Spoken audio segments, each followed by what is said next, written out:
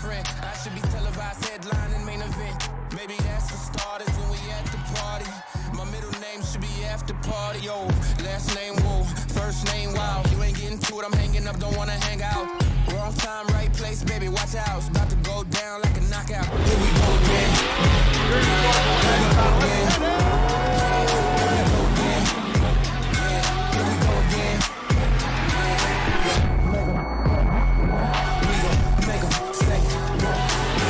Make 'em say. Make 'em say. Here we go again.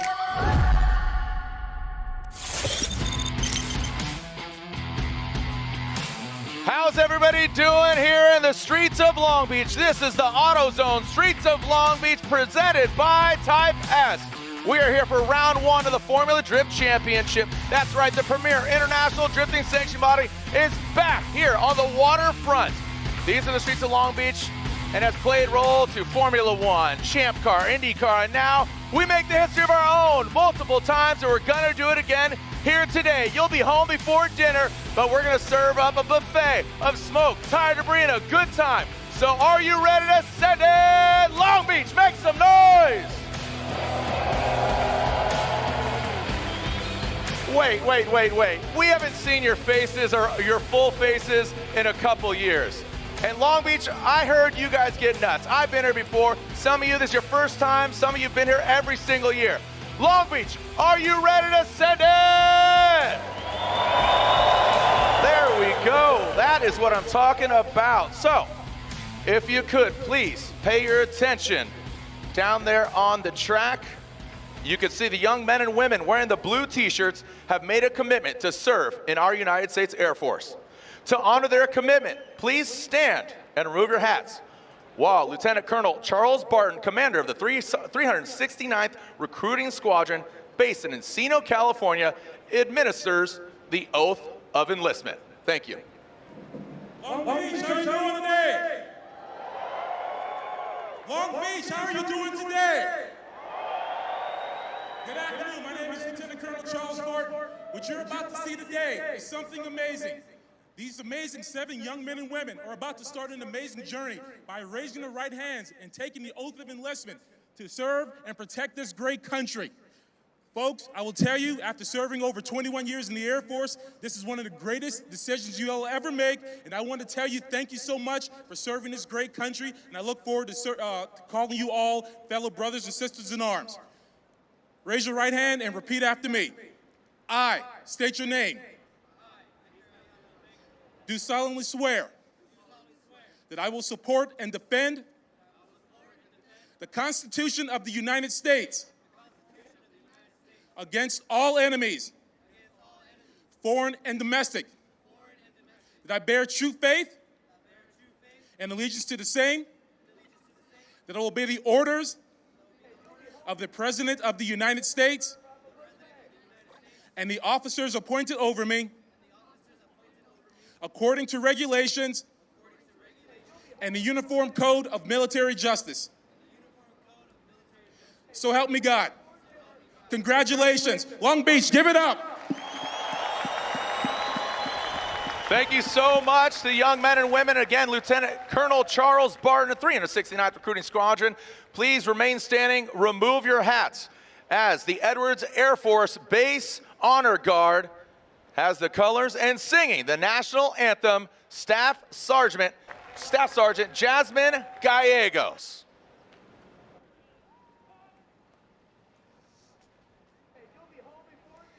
Oh, say, can you see by the dawn's early light what so proudly we hailed at the twilight's last gleaming, whose broad stripes and bright stars through the perilous fight o'er the ramparts we watched were so gallantly streaming, and the rocket's red glare, the bombs bursting in air, gave proof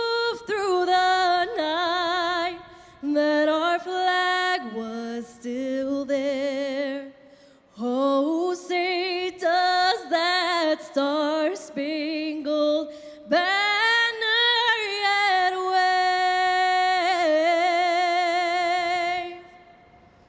o'er the land of the free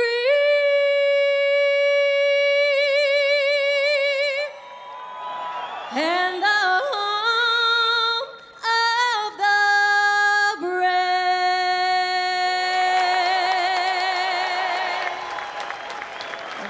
Thank you so much to Jasmine Gallegos, the Andrews Air Force Base Color Guard, as well as the young men and women, and Lieutenant Colonel Charles Barton. Are you ready to meet your top 16 drivers? Make some noise! All right, we start with the first car parked. Coming to us from Ireland, piloting his brandly new built Hyper NFT daily driven exotics Dodge Viper, Dean Carnage Carney.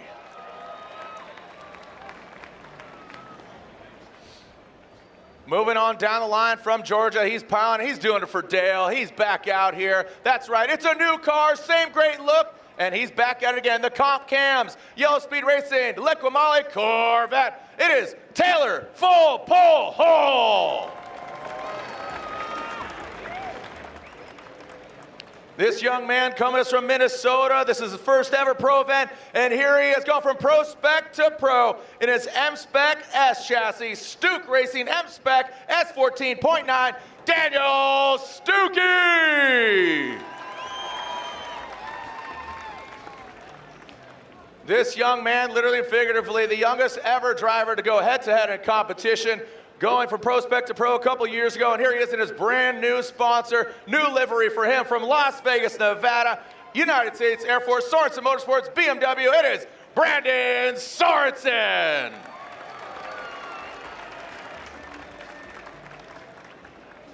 Next up, three-time champion from Doylestown, Pennsylvania, now living here in Southern California. A day oneer since 2004, and guess what? He's got a new ride. Same sponsors, the NOS Energy Drink GT Radio, all new Nissan Z, Chris the Force Forsberg. This gentleman could drive to his house in his own race car because he's from right here in Long Beach, California. Let's make some noise for Long Beach's own renewable lubricants, Mazda Tricks, Mazda RX-8, Kyle the Menace Mohan.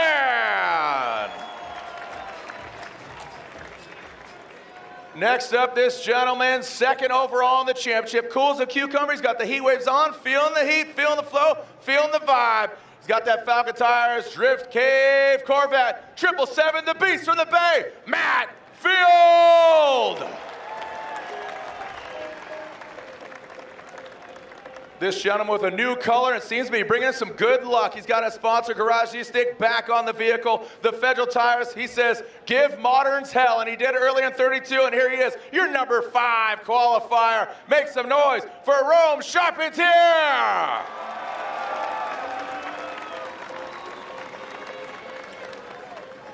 Beautiful looking Sylvia S15. He's back in the mix for another year of competition. He's asking to buy now Japan, the Sylvia S15. It is Wataru Masayama.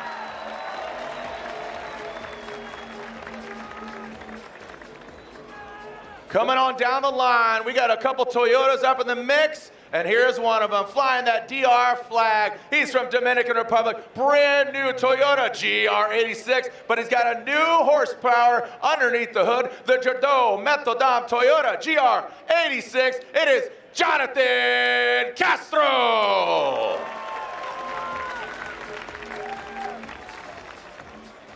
Next up, third overall in the championship last year. He wants the biggest trophy of them all this year. Make some noise for the Falcon Tires Field Suspension S15. It is Ori Bakshis.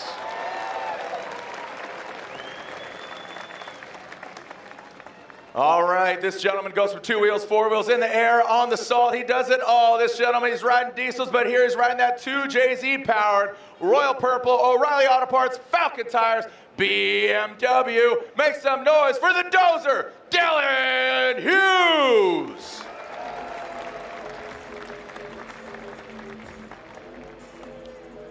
A real contender for the championship. He's back at it again, this gentleman. Say howdy, get rowdy. The Pennzoil BC Racing Ford Mustang RTR Spec 5D on Nitto Tires. It is Chelsea Denofa.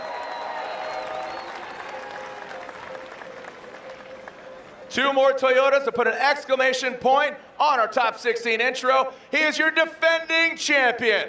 He pilots that Rockstar energy drink, Toyota Gazoo Racing Supra. Again, your defending champion, rocking those Nitto tires, Frederick, the Norwegian Hammer Osbo.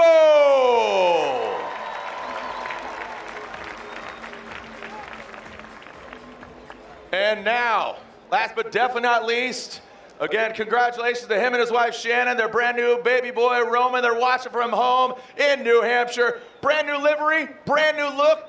The gentleman you still know and love, piling that Rain-X Toyota GR Corolla. He's on Nitto tires. Make some noise for the rock star that is Ryan Turk.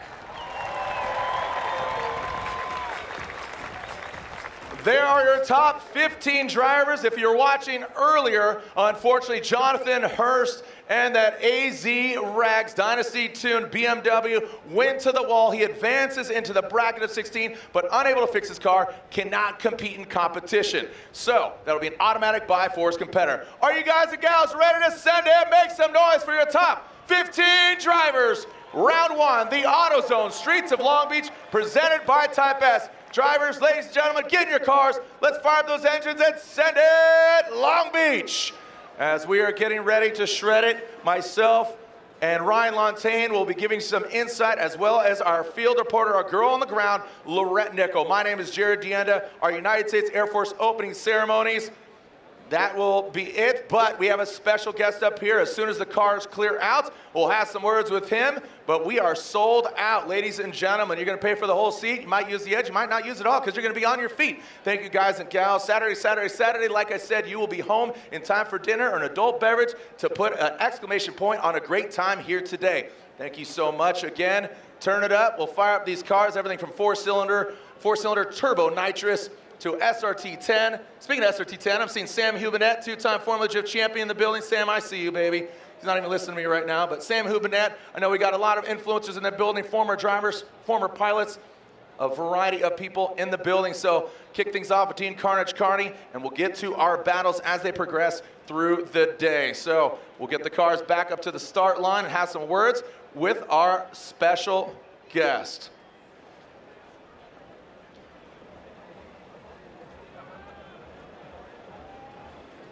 All right, so we caught up, Lorette Nickel caught up with Master Sergeant from the United States Air Force, had some words. I mean, United States Air Force has been a great supporter of the Formula Drift Championship, so thank you, United States Air Force. So now I throw it to Lorette Nickel. So excited to be joined here by Sergeant Richards of the U.S. Air Force. And Sergeant Richards, if you wouldn't mind telling everyone here, what is your job in the U.S. Air Force? I'm a recruiter for the Air Force Reserve. Okay. And what does that entail? What does that mean? So I recruit members, non-prior service and prior service into the Air Force Reserve from ages 17 to 39. And how many years have you been doing this job? I've been a recruiter this is my 5th year, and I've been in the Air Force Reserve for 12 years. Wow, that's amazing. Thank you so much for all your service.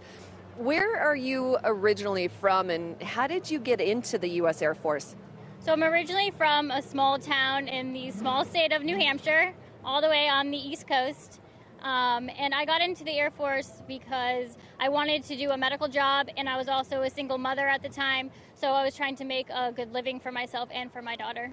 Okay. I'm from Merrimack, New Hampshire. Where are you from? I'm from Milford, New Hampshire. No way. That's amazing. And Ryan Turk is from Hudson as well. So yeah, one of our top drivers. That's so fun. I love it. Well, what would you love everyone here to know about the Air Force? So what I would want everybody to know about the Air Force is it's not your last resort. So a lot of people think, well, if I can't get to college, I might as well join the military. So it's not your last resort because you can do both of those at the same time in the Air Force Reserve. Okay. Well, I know this is your first time at Formula Drift, and welcome. We're so excited to have you here. Now that you know one of our top drivers, Ryan Turk, is from New Hampshire, we'll let you choose him as your favorite driver, but what have you loved about Formula Drift so far? So honestly, just being live again. The last 2 years, have been difficult for everybody, and just being back here with everybody and everybody being so happy that we're actually being able to be in the stands and watch this, it's been amazing. I agree. Well, Sergeant Richards, thank you so much for your time. Guys, here, Formula Drift. Thank you so much, Lorette Nickel and the United States Air Force for their support. I told you there's a special guest. Ryan Turk is still down there. That front end, different from last year. You know why? Because the all-new Toyota GR Corolla has entered the chat room. We're talking, this is the worldwide debut of the all-new Toyota GR Corolla. 300 horsepower, all-wheel drive, manual. You have circuit edition. You got press car. If you have not seen this car, you're about to see this car. This is the race version that Ryan Turk is piloting, that Rain-X Toyota GR Corolla, Mobil 1 Synthetics. Then you got Nitto tires on the corners. But are you ready to see the all-new Toyota GR Corolla? Make some noise. This is the worldwide debut of this vehicle. Piloting the vehicle is Formula Drift veteran Kenshiro Gushi behind the wheel of this all-new hot hatchback. Joining me up here is VP of Toyota Marketing, Michael Tripp, and there it is as Ken Gushi is now a Ken Gushi donut with this Toyota GR Corolla in the middle. Now this is celebratory, Michael.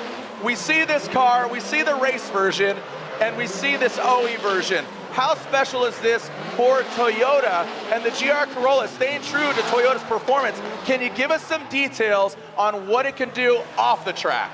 Yeah, Jared, first of all, to be able to reveal this vehicle here at the FD race to start your season is super exciting for us at GR. And I will tell you, if you look at the Corolla, right, you said it, I mean, it's shocking, but what our chief engineer who's riding in that car has done, he's figured out of a G16E 1.6 liter 3-cylinder turbocharged direct and port injected motor to get 300 horsepower. That's insane. You said, repeat that again, 3-cylinder. Yeah. 3-cylinder direct and port inject 1.6 liter turbo. Yeah. And by the way, it pushes 273 foot-pounds of torque, and it does that at 3,000 RPMs and holds it across 5,500. So fantastic. And if we can do that, imagine what this audience can get out of that motor. Exactly. So where did the inspiration come for, like I said, the hot hatchback turn, but it's 4 doors, 5, I mean, it's beautiful. Where did the inspiration come from? Yeah, if you think of GR, and when we launched GR in 2017, it's born on the track, not in the boardroom. And in order to be a GR product, you have to earn that badge, baby. So look, first vehicle, the legendary Supra, 2019. Yeah. Then GR86, right? That 86 went to a 2.4 liter motor, and we bumped the torque curve up. And people said, what's GR? What's GR? But now they know what GR is, because the Corolla is GR through and through. So Motorsports inspired, has to start on the track, but perform on the street. So you said it earns it, right? What is GR and the whole Gazoo racing, what do they learn about on-track performance and applying that to street cars? Because that's a street car. And like you said, the numbers don't equate, but it does equate to a good time. Let's talk about that car specifically. That 1.6 liter motor is the same motor that we have in the GR Yaris in Europe. Where did we learn that? From our experience in WRC. Right? It also has the GR4 all-wheel drive system that allows you to change your torque front to rear. You can start 60-40, you can go 50-50, or you can go 30-70. So even a guy like I could drift that car, right? So all of those things we learned in the World Rally Championship, and we brought that technology first to the GR Yaris, but we knew the Yaris would be too small for the U.S. So our guests were telling us, we want that car, we want that car. Wait a minute, that car wouldn't have worked here because you couldn't fit in. Right. Right. But the Corolla, you can fit in. Fact. So, but we also knew that we couldn't bring that powertrain to the Corolla because it's a little bit heavier. So our chief engineer, Sakamoto-san, figured out how to get an additional 45 horsepower out of it, which now has 300 horse for the right package in that. So World Rally inspired, tested across the tracks in Japan, including Fuji, and also the some of our different circuits in rally, and here you got it. So it's amazing. It's really compelling, and thank you for Toyota's support of the drifting community, because, you know, like you said, here's the lineage of all these Toyota products, and now applying the GR brand and label to that, that really is a vote of confidence. It's got to be really awesome to, one, be defending champion, courtesy of Frederick Oslo Norwegian Hammer, to your #1 qualifier, Ryan Turk, behind the wheel of the GR Corolla. And now you got, Kenshiro Gushi, he's been campaigning the GR Supra, and now a brand new GR 86 with Jonathan Castro. New power plant, new look, new aesthetic. It's got to be exciting to have the whole GR family here in the building. Yeah, I think it's important to recognize that we believe so much in what you're doing and what we're doing in FD that this is the first place in the world that all 3 GR vehicles have been on the track. It's the first place in the world that we see the GR Corolla that every one of you can go out and purchase. And I also want to suggest the significance of who we call Marizo, right? Yeah. Akio Toyota. You mentioned, how do you earn a GR badge? And the only way to earn a GR badge is if Akio himself, as Marizo, signs off on that product. We delayed that Corolla, GR Corolla, a year because he said it wasn't wide enough and it wasn't wild enough. Love it. And so Sakamoto-san went back to work. He made it wider. He made it more wild. And that's why you have it today. Better late than never, especially if you're pushing 300 horsepower. Wider, wilder. There it is, the all-new GR Corolla. Thank you, Michael Tripp. It's a pleasure. VP of Toyota Marketing. And there it is, the worldwide debut of the Toyota GR Corolla being debuted here at round 1 of the Formula Drift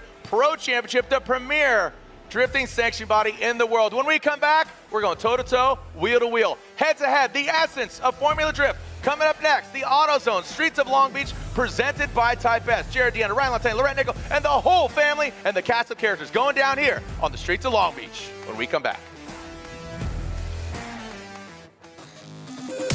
Link is the engine management solution for champions the world over. We know what it takes to win.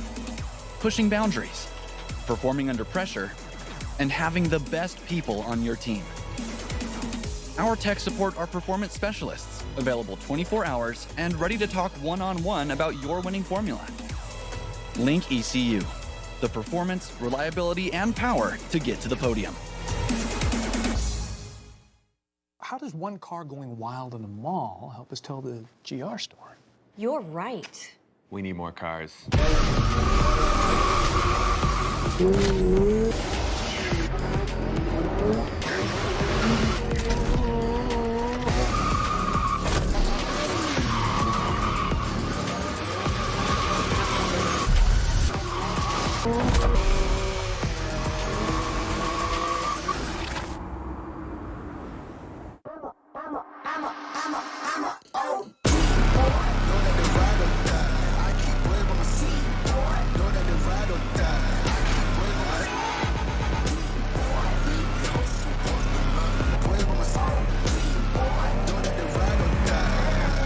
My name came up a lot of sounds, more when I was not around. Certain people that I know, they ain't no longer about. Certain people that I know, they ain't no longer about. The Falcon Azenis RT660 is the enthusiast choice for ultra-high performance. Engineered for predictable handling and stability, the RT660 provides maximum traction both on and off the track. Your competitive edge has arrived with the Falcon Azenis RT660. For those who don't settle when others do, who will give everything but won't give up. For those who believe in unlimited, while others limit themselves. For those who are set free by performance and believe innovation can take you anywhere. Oh man, so much excitement. Look at this. It's a sold out crowd. That is right. Every seat is not available, but it will be in a little bit because you're going to be on your feet. Thank you so much for joining us here. Round 1 of the Formula Drift Pro Championship. We deem this the AutoZone Streets of Long Beach, presented by Type S. Here are some of the highlights from Top 32. Ryan Lantain joins me back up here in the booth.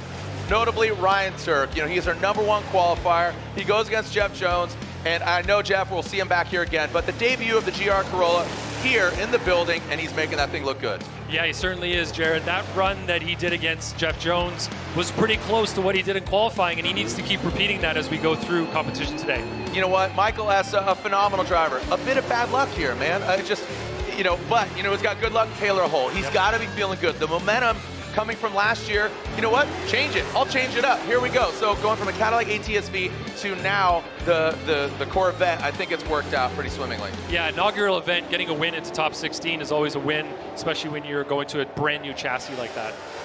All right, so let's take a look at Rome Charpentier. A lot of eyeballs on him. His mom says red's not his color, and it wasn't Travis Reeder's, unfortunately, for this event, but Rome's looking strong. Yeah, Rome did an amazing job there outside zone 3. He needs to keep that accuracy going through the rest of the event as far as he can make it and get close to those walls. I mean, what do you say? Fredrik Osbo. I mean, this is what we expected. He goes against one of his good homies from Norway, another Supra, but 2J as opposed to the OE engine. But what are your thoughts? Yeah, it's interesting to see two cars at the exact same chassis with different drivetrains, how they perform out there on the track, but they're both making it look good. You just can't beat that type of, or that level of accuracy and confidence in the car that Osbo has. Mike Power, a newcomer to pro, but he's going against the Beast of Barry, second overall in the championship, but he didn't help himself, unfortunately. It just broke it down, and Matt Field continued on, and here he is once again. I want to see Matt Field do his buy run throughout the rest of the event. That's right. That buy run that he ran right after this was incredible. But he does get a buy coming up, right? Yeah. So you might just see it, you know. You looks like you have a crystal ball. Here's how the bracket shapes up. Again, on that bottom right-hand side, Field and Hurst. Field will get that buy run. I don't know if you just jinxed him, cursed him, regardless. You tell the future. But Turk, Sorensen, Forsberg, Hull, Odi Bakshis, Carney, Rome Charpentier, Daniel Stuckey, Denofa Mohan, Osbo, Castro, Field, Hurst, Hughes, and Masayama. And Lorette Nickel has our ACT track conditions update. Lorette? Oh, Jared, thank you so much. Well, guys, as we know, Long Beach is a street course. These guys are dealing with a multitude of surfaces. So let's start at the start line. The lead car is going through the chicane. The car could potentially struggle with grip due to the 4 manhole covers on the left-hand side. Coming into turn 9, outside zone 1, at full clip, these drivers are facing asphalt, paint, and street repairs while laying down grip in outside zone 2 and 3. Drivers get through to the touch and go, and the run is complete down Shoreline Drive.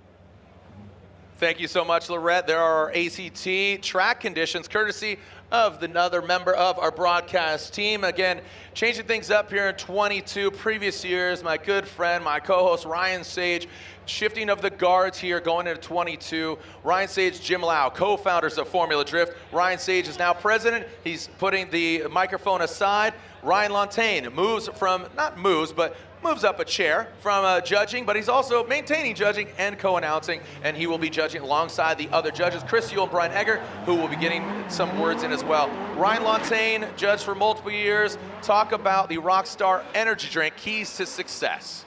That chase driver needs to know what the lead driver is going to be doing, and hopefully their spotter is going to give them some of that info. That chase driver needs to position themselves properly behind the lead car. That lead car needs to run a great line, but the chase car has to mimic it, really get in close from start to finish. The proximity and the duration of that proximity is what's going to really make or break a driver's run. And you don't want to take the lead driver's line away, especially at inside clip 1. We've painted a little peninsula there. We've actually painted a line around, and that line will denote on and off track. So if you drop a tire or 3 tires is an incomplete in that little area there. Here's the momentum map. You see the decel areas painted in red. The drivers are, of course, going to slow down when they initiate, but they need to get on throttle as soon as possible. After that, be on throttle through outside zone 1, outside zone 2, outside zone 3. Once they transition the car for the touch and go, that's when they can slow down. But right after, get back on throttle through inside clip 1 through to the finish line. Can you feel that, Ryan?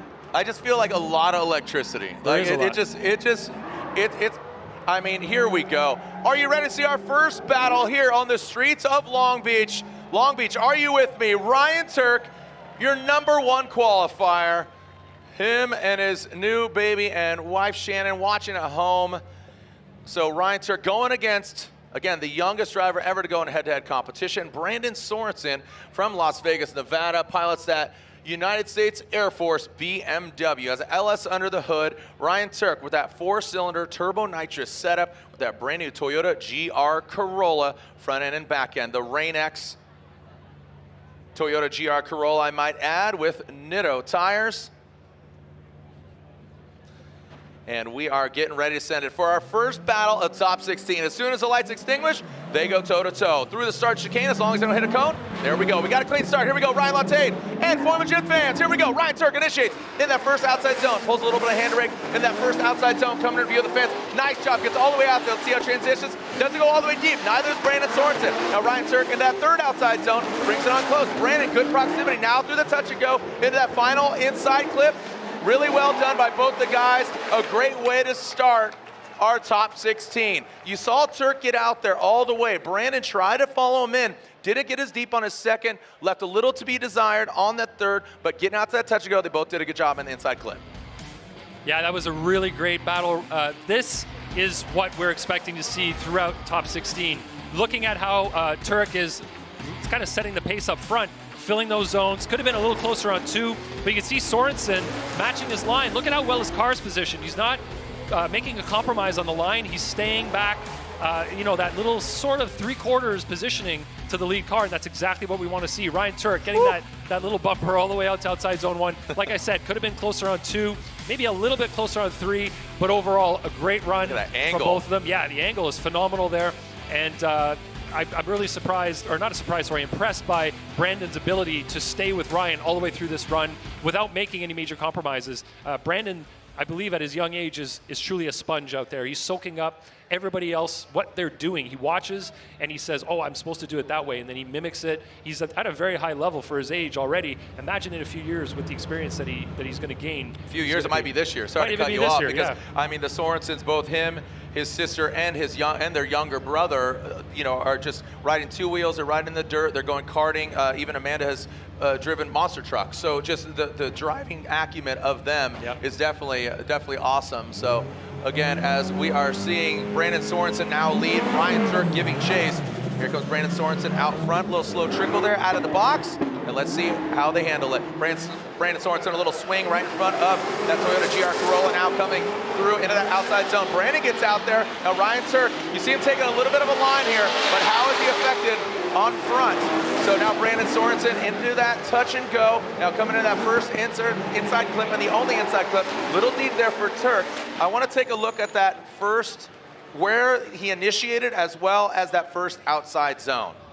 Brandon did a nice job in outside zone 1. He was probably, a couple inches further off than Ryan was, but I think what really is going to set them apart lead to lead is Brandon's outside zone 3. So that's what we're going to have to take a look at. I think Turk did a better job in outside zone 3. So Brandon gets the car to angle there. Nice job through the initiation, back on throttle when he should be.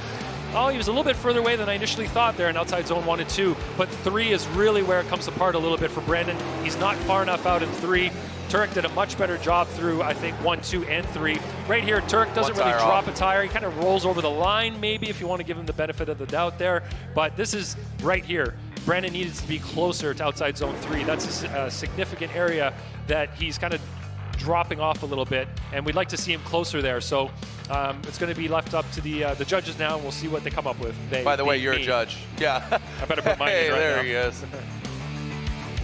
Let's take a look at the BC Racing side-by-side. I thought Brandon did a decent job on his lead, but that, I think, held Turk back. I think Turk shined in the right moments. The mistakes where he had weren't kind of the points of interest. So let's look here at the outside zone 1. You can see that Turk was closer there.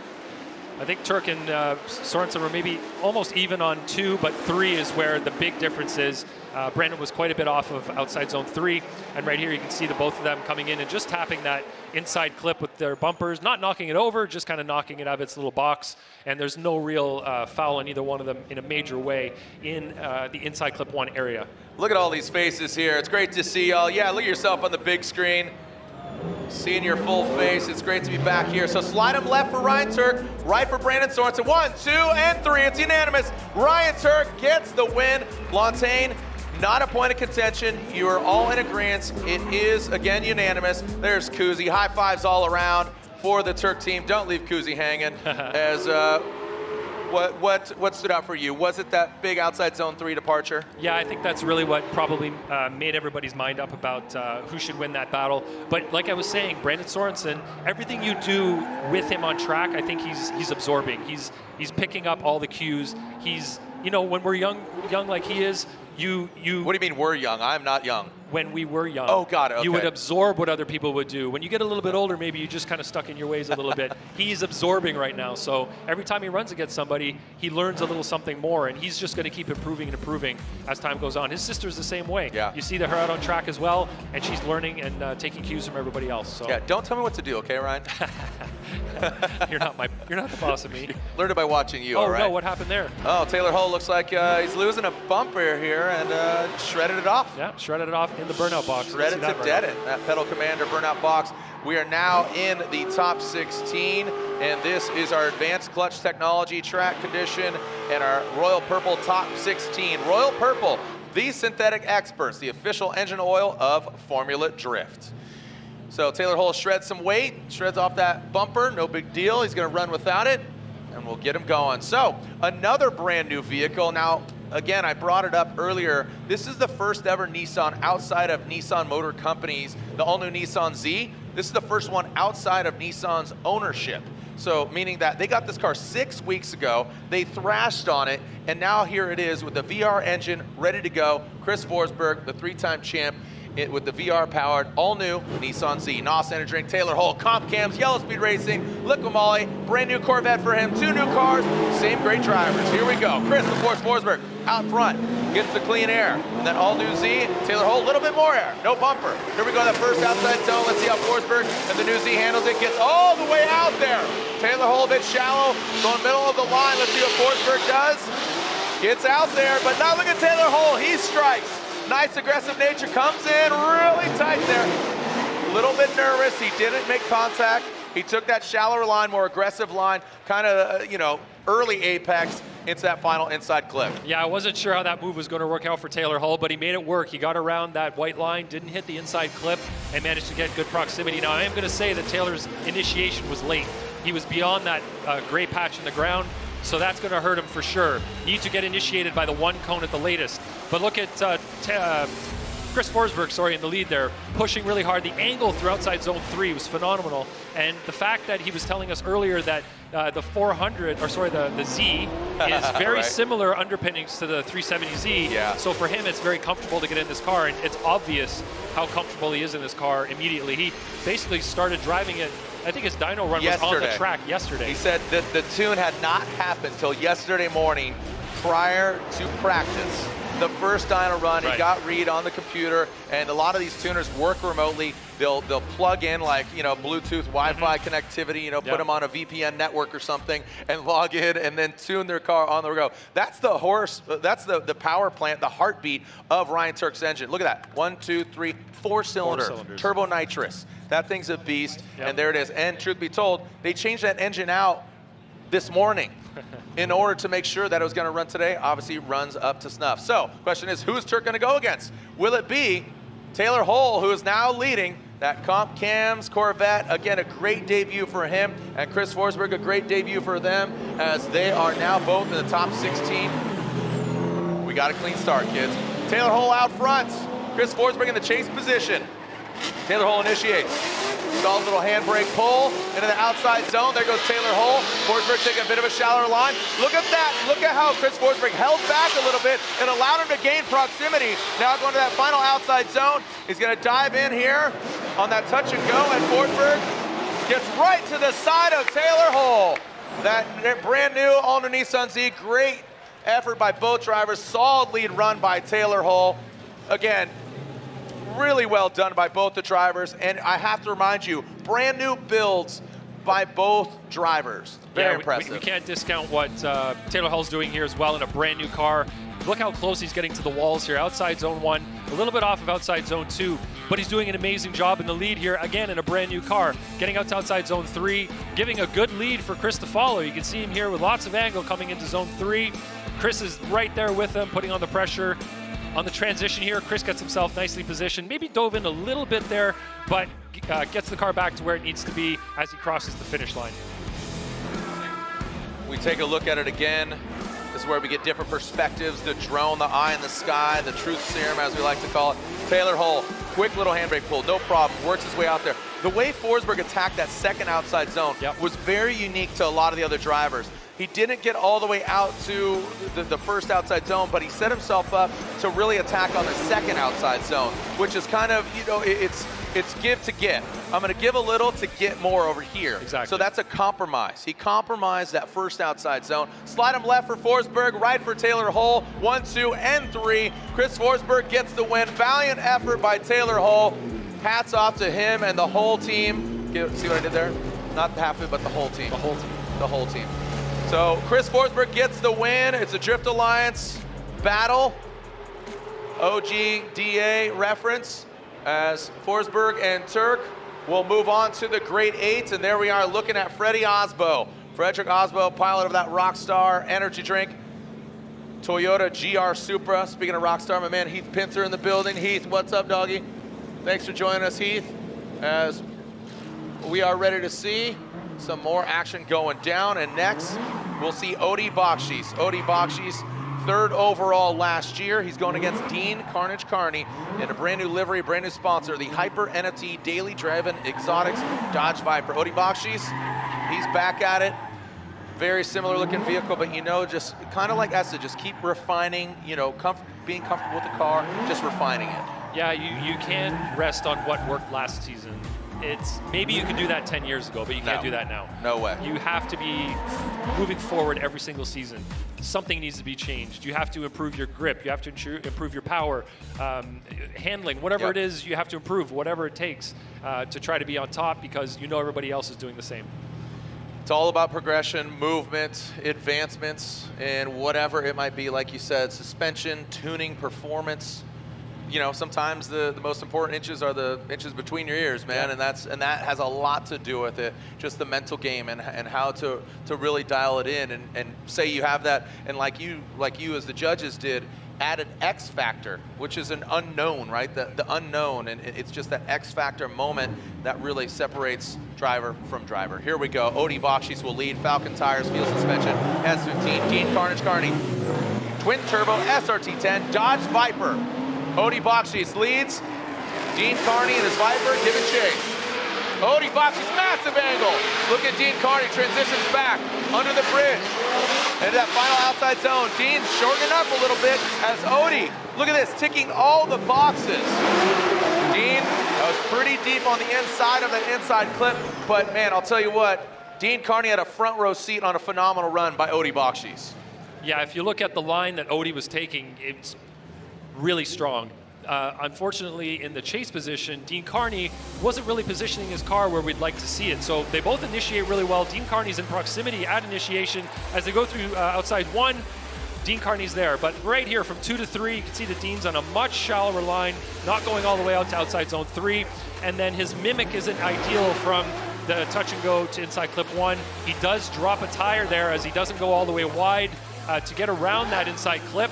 So he does go in there and drop a tire. That will count against him as we do the chase-to-chase comparisons. Now, we have to see what Odi's going to do in his chase run to be able to compare them. But initially, we've got that one thing, or a couple of things going against Dean. There's being off of outside zone 3 by a pretty significant margin and dropping that tire on inside clip 1. All right, so you can see right there that brand new, all-new Z.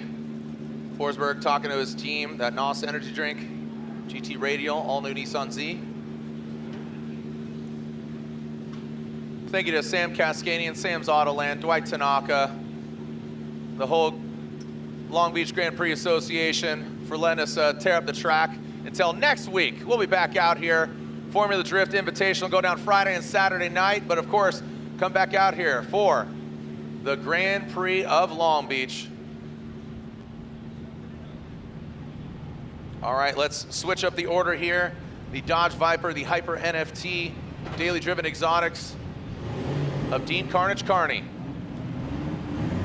And Odi Bakshis. His wife is spotter in his ear. Let's see how he handles this. A little slow roll into that initiation, but nice job. Odi tempering back, and Dean Carney coming in. Woo! Taps that bumper, gets a little out of shape. You know what? Look at Odi. The composure from Bakshis after that hit was very commendable. Dean Carney risking it for the biscuit, and he bit off. He slapped that biscuit bumper on the wall.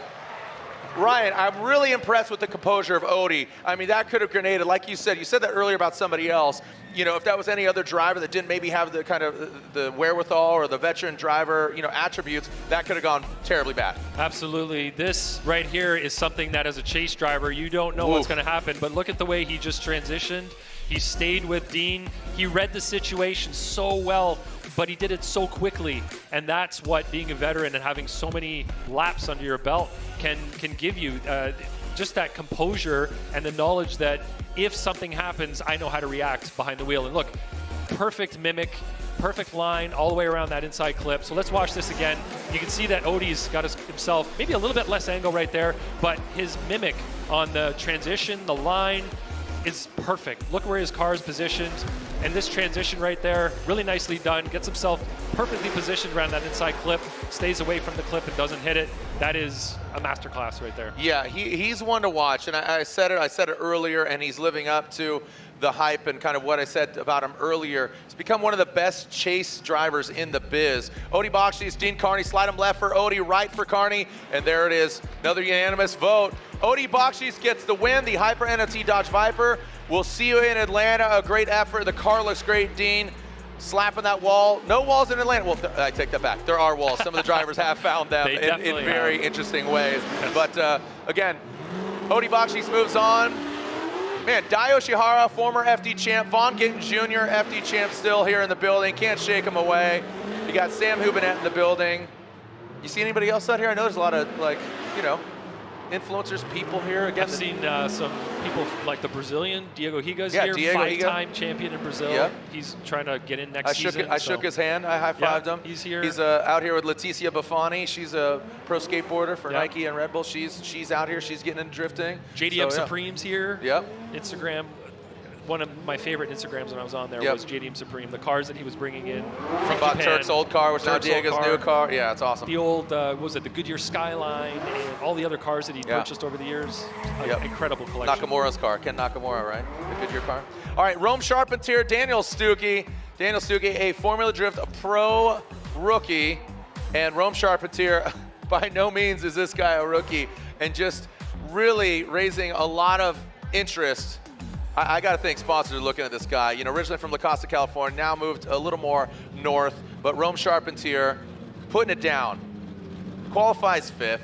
Daniel Stuckey, he moves up quite a bit. And Stuckey qualified 12th. So this should be a really good one to watch. But the speed that Charpentier has is very impressive. The Garage-stick, BMW, give Moderns hell. What do you think? And the Stuckey, speed along with the precision that he's showing on the track, it's a great combination. Yeah. Here we go. Rome Charpentier. A lot of confidence in his corner. Always got a smile on his face. So does Stuckey. That M-Spec S chassis. There goes Rome Charpentier now coming into view. Look at that. The attitude of that BMW. Look at Stuckey. He gets out there. He does lose some ground. But Rome, automatic, looking like an RC car that is just being controlled by somebody in the sky. Yo, did you see that run? I mean, that was like a 90-something qualifying run. That was absolutely impressive. Beautiful. I mean, shoot holes in this. Shoot holes in this. Does it have the X factor? I mean, really well done. I only have a couple of holes to shoot in it, and I'll start off with the angle that he had from initiation to outside zone 1. So if we watch right here, you can see that there's a little bit of movement in his car right there, and then he pours on angle as he goes to outside zone 1. So there are a couple of little things, but his transition was solid. Outside zone 2 was good. He was closer than a lot of drivers on 3. In this case, all he has to be is closer than Stuckey is. So we're going to see how Stuckey does on his lead, but Stuckey has a pretty high bar to meet here. So watch the angle in the car. You can see right there, he pours on a little extra angle as he gets to the zone, but you're better off having more angle there than not enough. So in terms of coming through there with less angle and leaving it, I'd rather see him pour the angle on in that situation. But of course, it's not perfect, but he's doing an amazing job in the lead here. Getting that touch and go, getting inside clip 1. Stuckey put on the pressure at the end of the run there. You can see that he was getting closer. He was off a little bit at outside zone 1 and 2. Started to put the pressure on a little bit. Wasn't as close on outside zone 3 as Charpentier was, though. So there was, in the chase position, Rome needs to show that he's capable of being as close or closer, but matching the line that Stuckey puts down. So that's where his opportunity is right now. I'm standing up. I told you I was going to get hyped, dude. You paid for the whole seat, you know.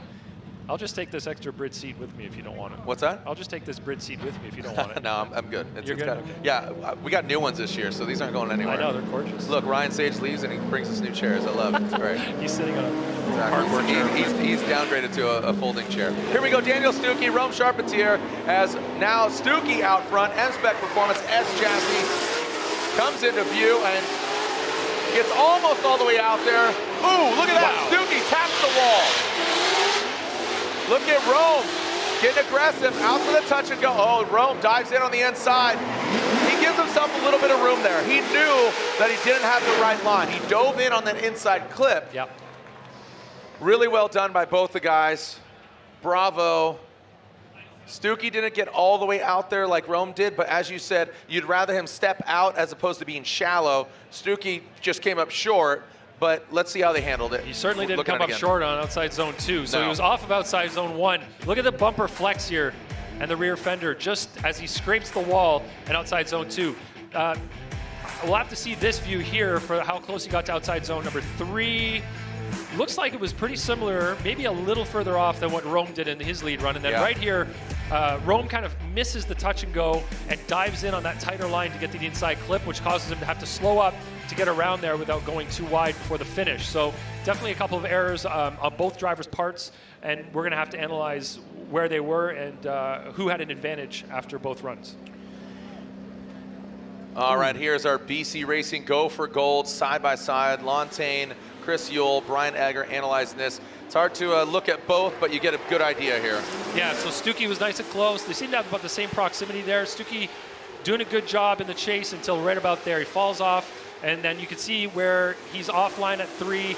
Rome was also offline at 3. So maybe in the chase, the mistakes were sort of similar. They weren't in the exact same places, but it might come down to the lead runs here to decide who wins. The chases sort of had maybe the same amount of errors, just in different parts of the track. So, yeah, these two guys are loving it right now. They are hyped, dude. I mean, look at them. They're outside of the cars. They're hyped. Hey, fans, what do you guys think of the driving? I can't hear you.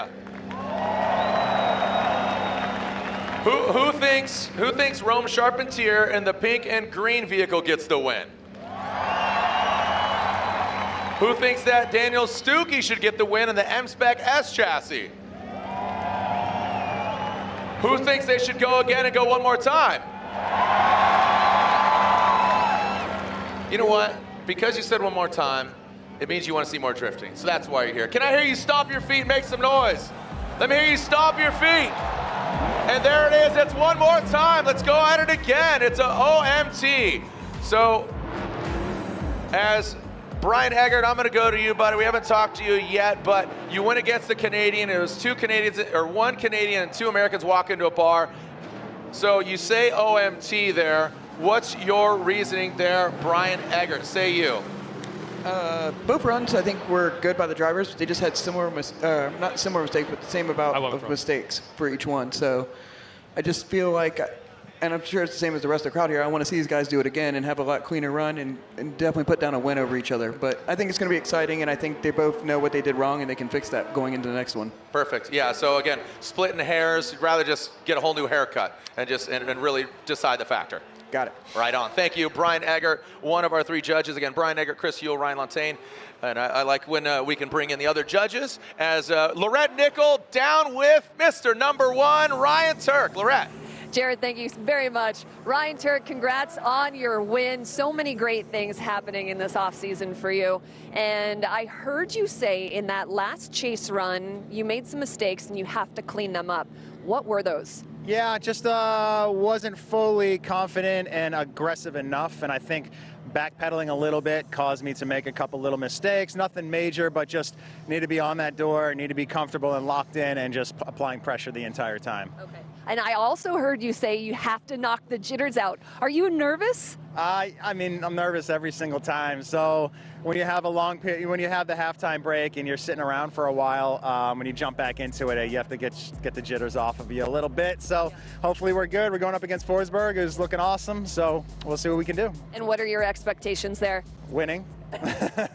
Perfect. I love the confidence. Ryan Turk, thank you so much for your time. Jared and Ryan. Lorette, what did you think he was going to say? He's like, oh, I don't know, just give it to my friend. I'll let him win. He's a good guy. No, you want to win. You want to throw it down. Shout out to the Hibbets and the Costatinos. Thank you.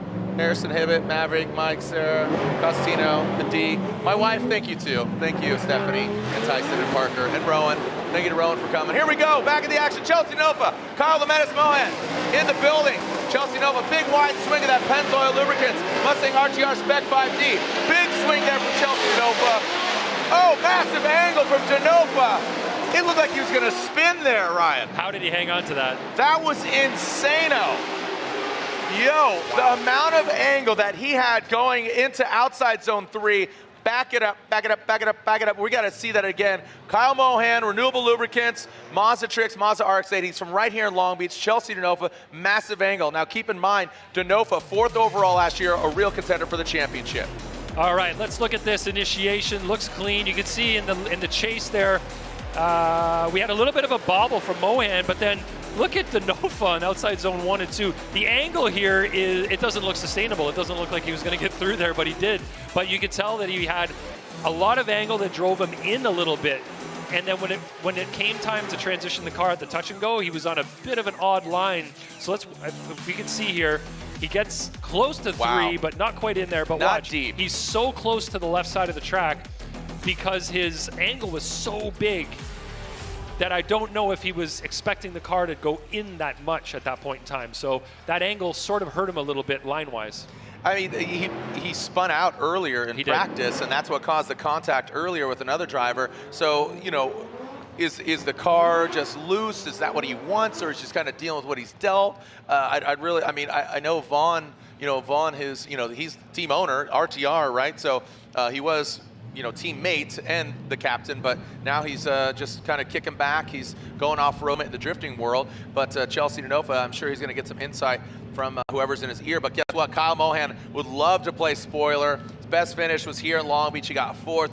Has never podium. Would love to see him podium right here in Long Beach. The lone rotary in competition, the lone Mazda in competition. Would love to see him throw down. But Chelsea is definitely, like I said, 4th overall in the championship, a real contender. And here we go. That Renewable Lubricants Mazda RX-8, Mazda Tricks comes into view and into that first outside zone. Gets all the way out there. Chelsea Nova slaps the wall, gets out of shape. Now coming to that final outside zone, big angle from Mohan into the touch and go. Denofa applying the pressure. I'll tell you what, Denofa, he went a little ham, dude. Like he was going for it.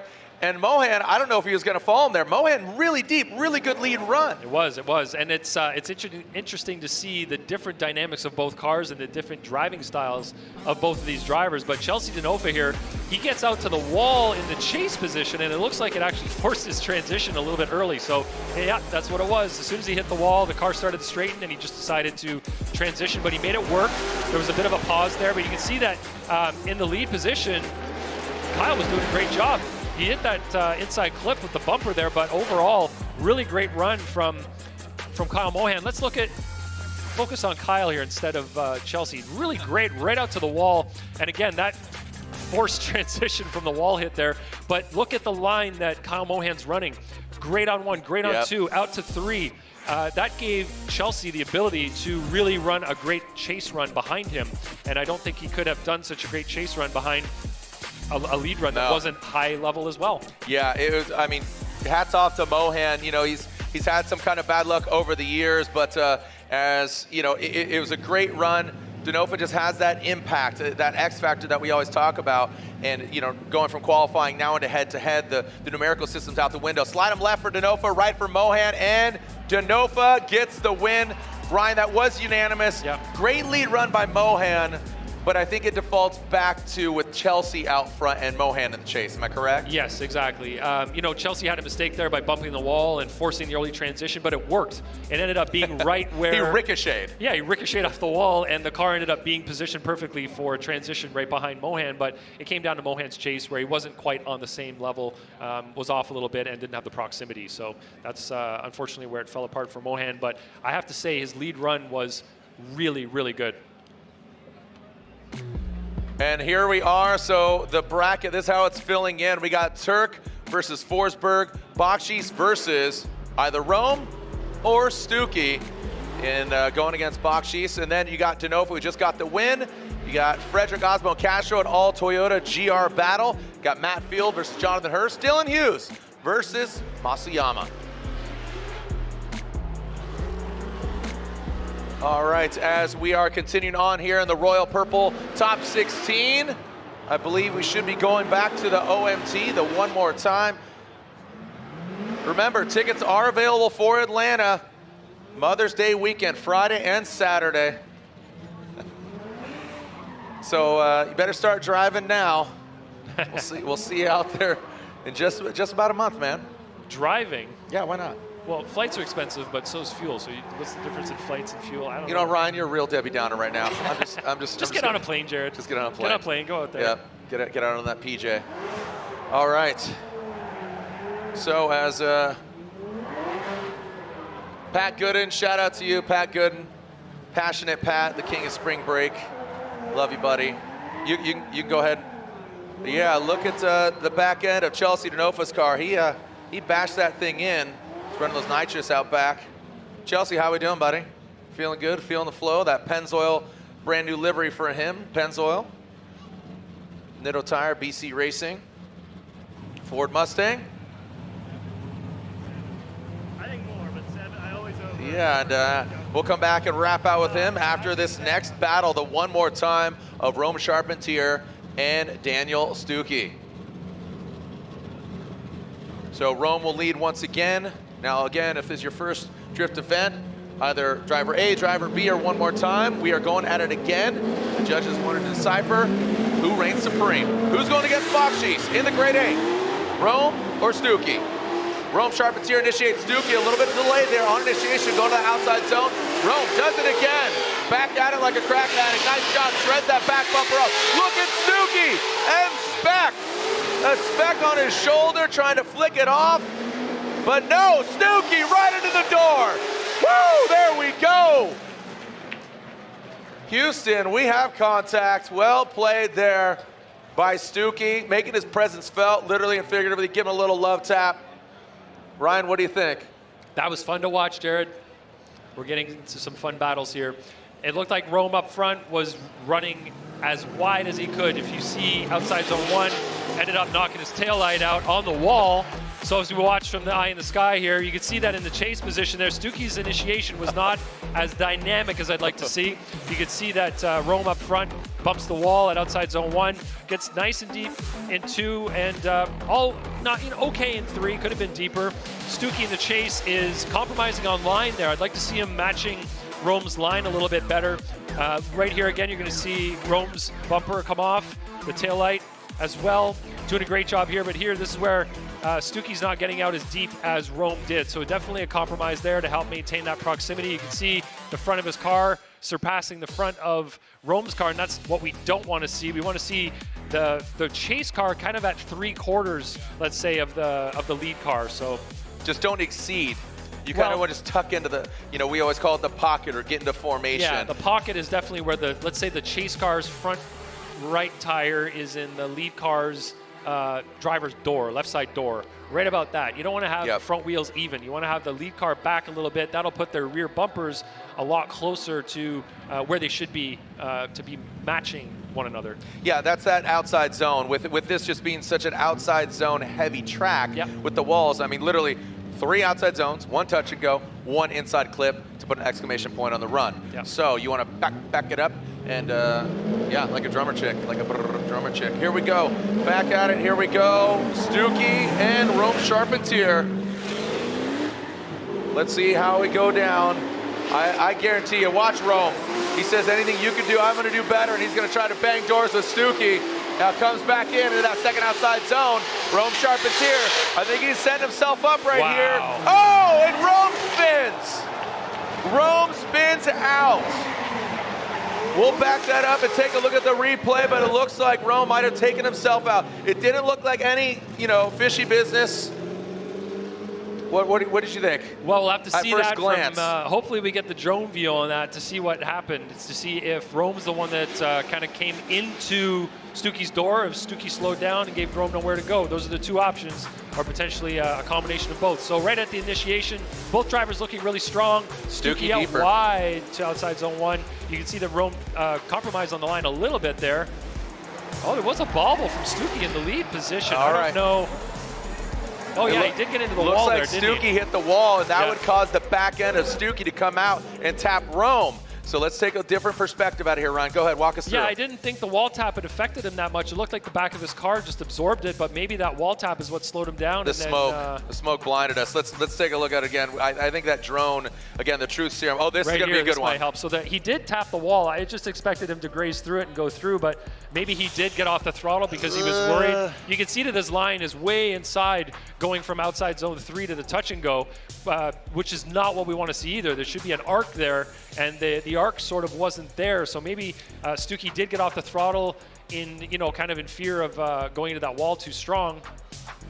Oh, it does affect the attitude. Great. There we go. Watch this. Watch the car. It kind of comes.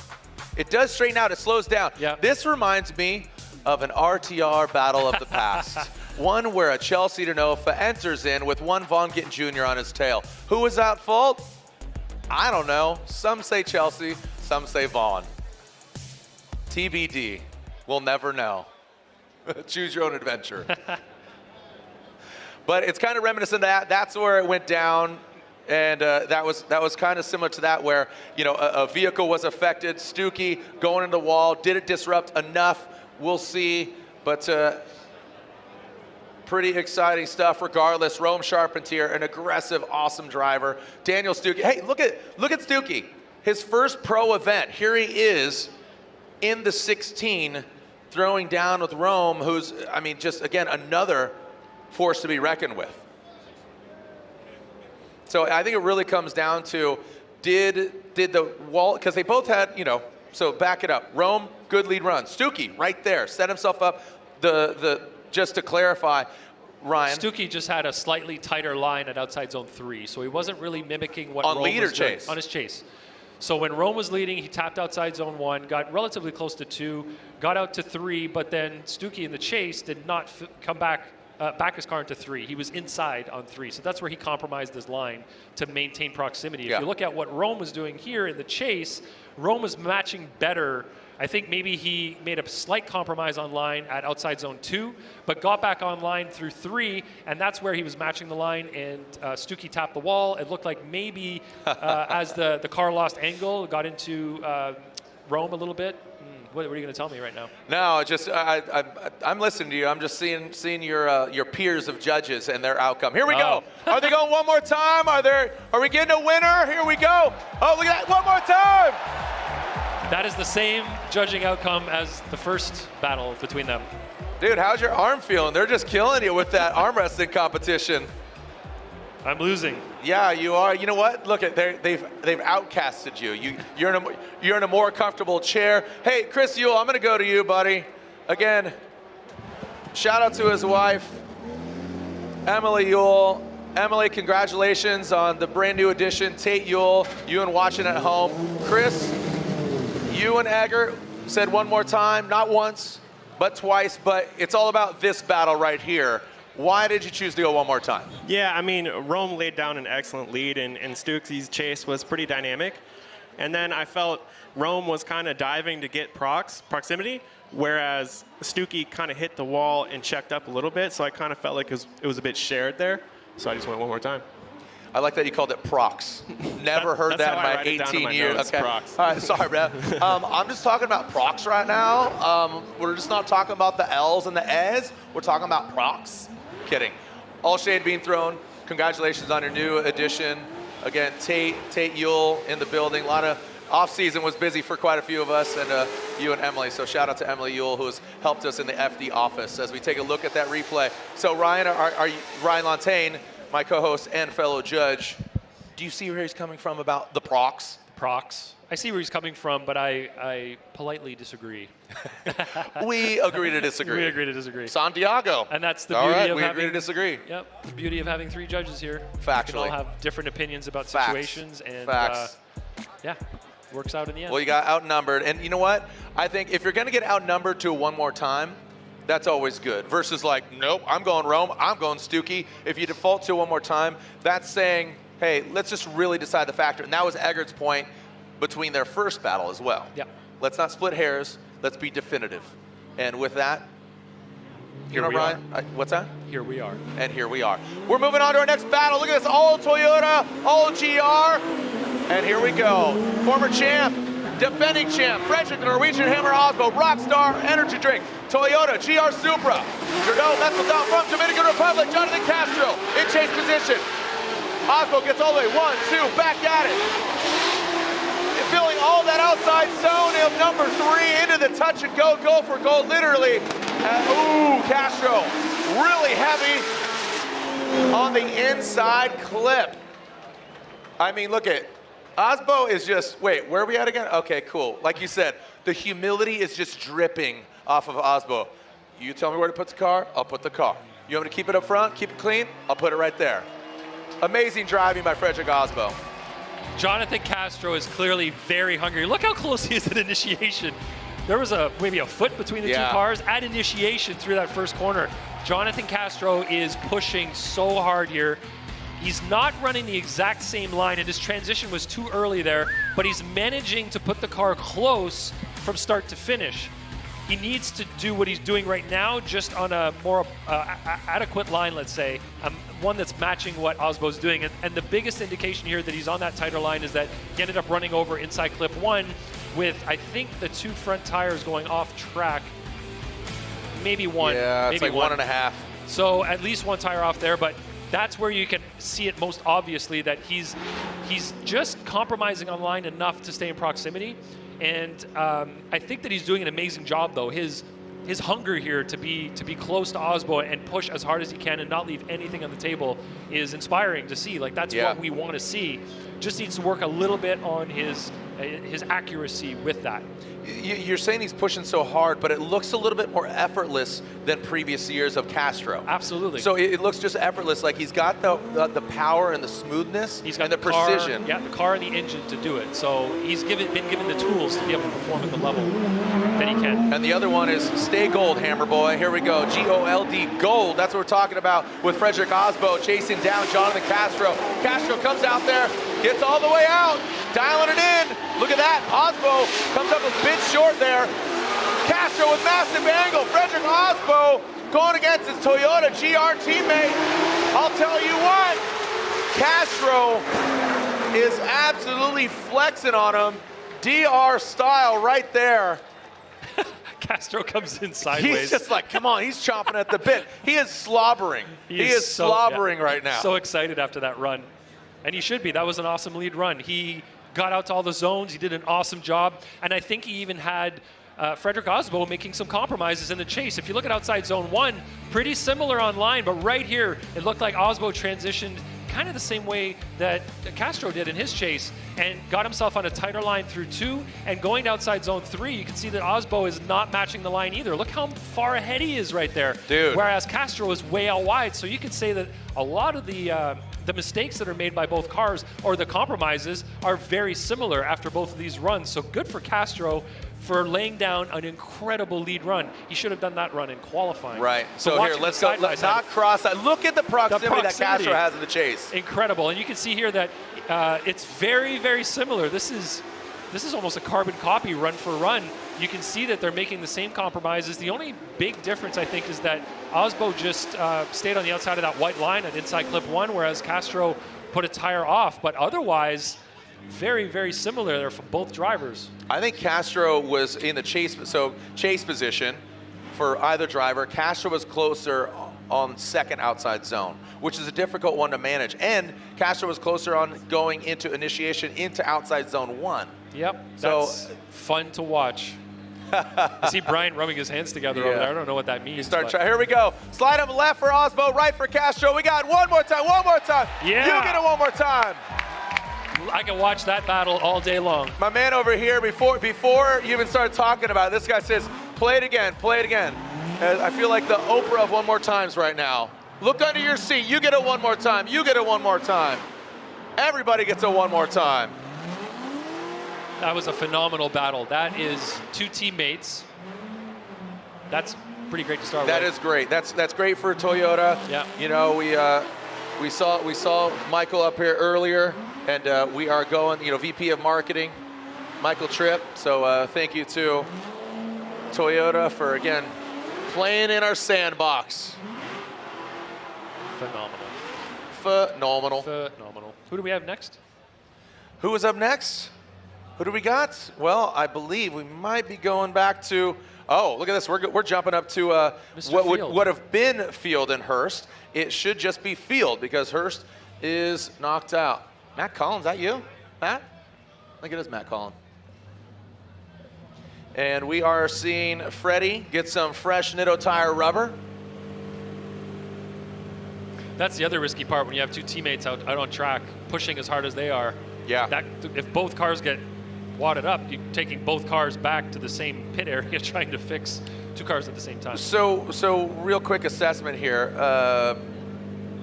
The X factor, once again, this is where it needs to come out. So Absolutely. Especially for Rome and Stuckey. We're seeing the one more time between Osbo and Castro, right? Yep. That's only one more time. We're literally seeing 2 more times, which, I don't know, we've never called it anything, but hey, you know what? Let's lay out here. Let's listen to the Falcon Tires Drift Cave Corvette of Matt Field with his solo by run.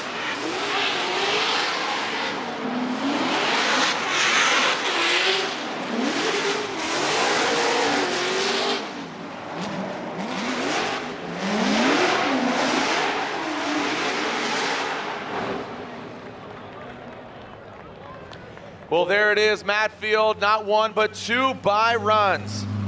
Matt Field, Mike Power breaks down.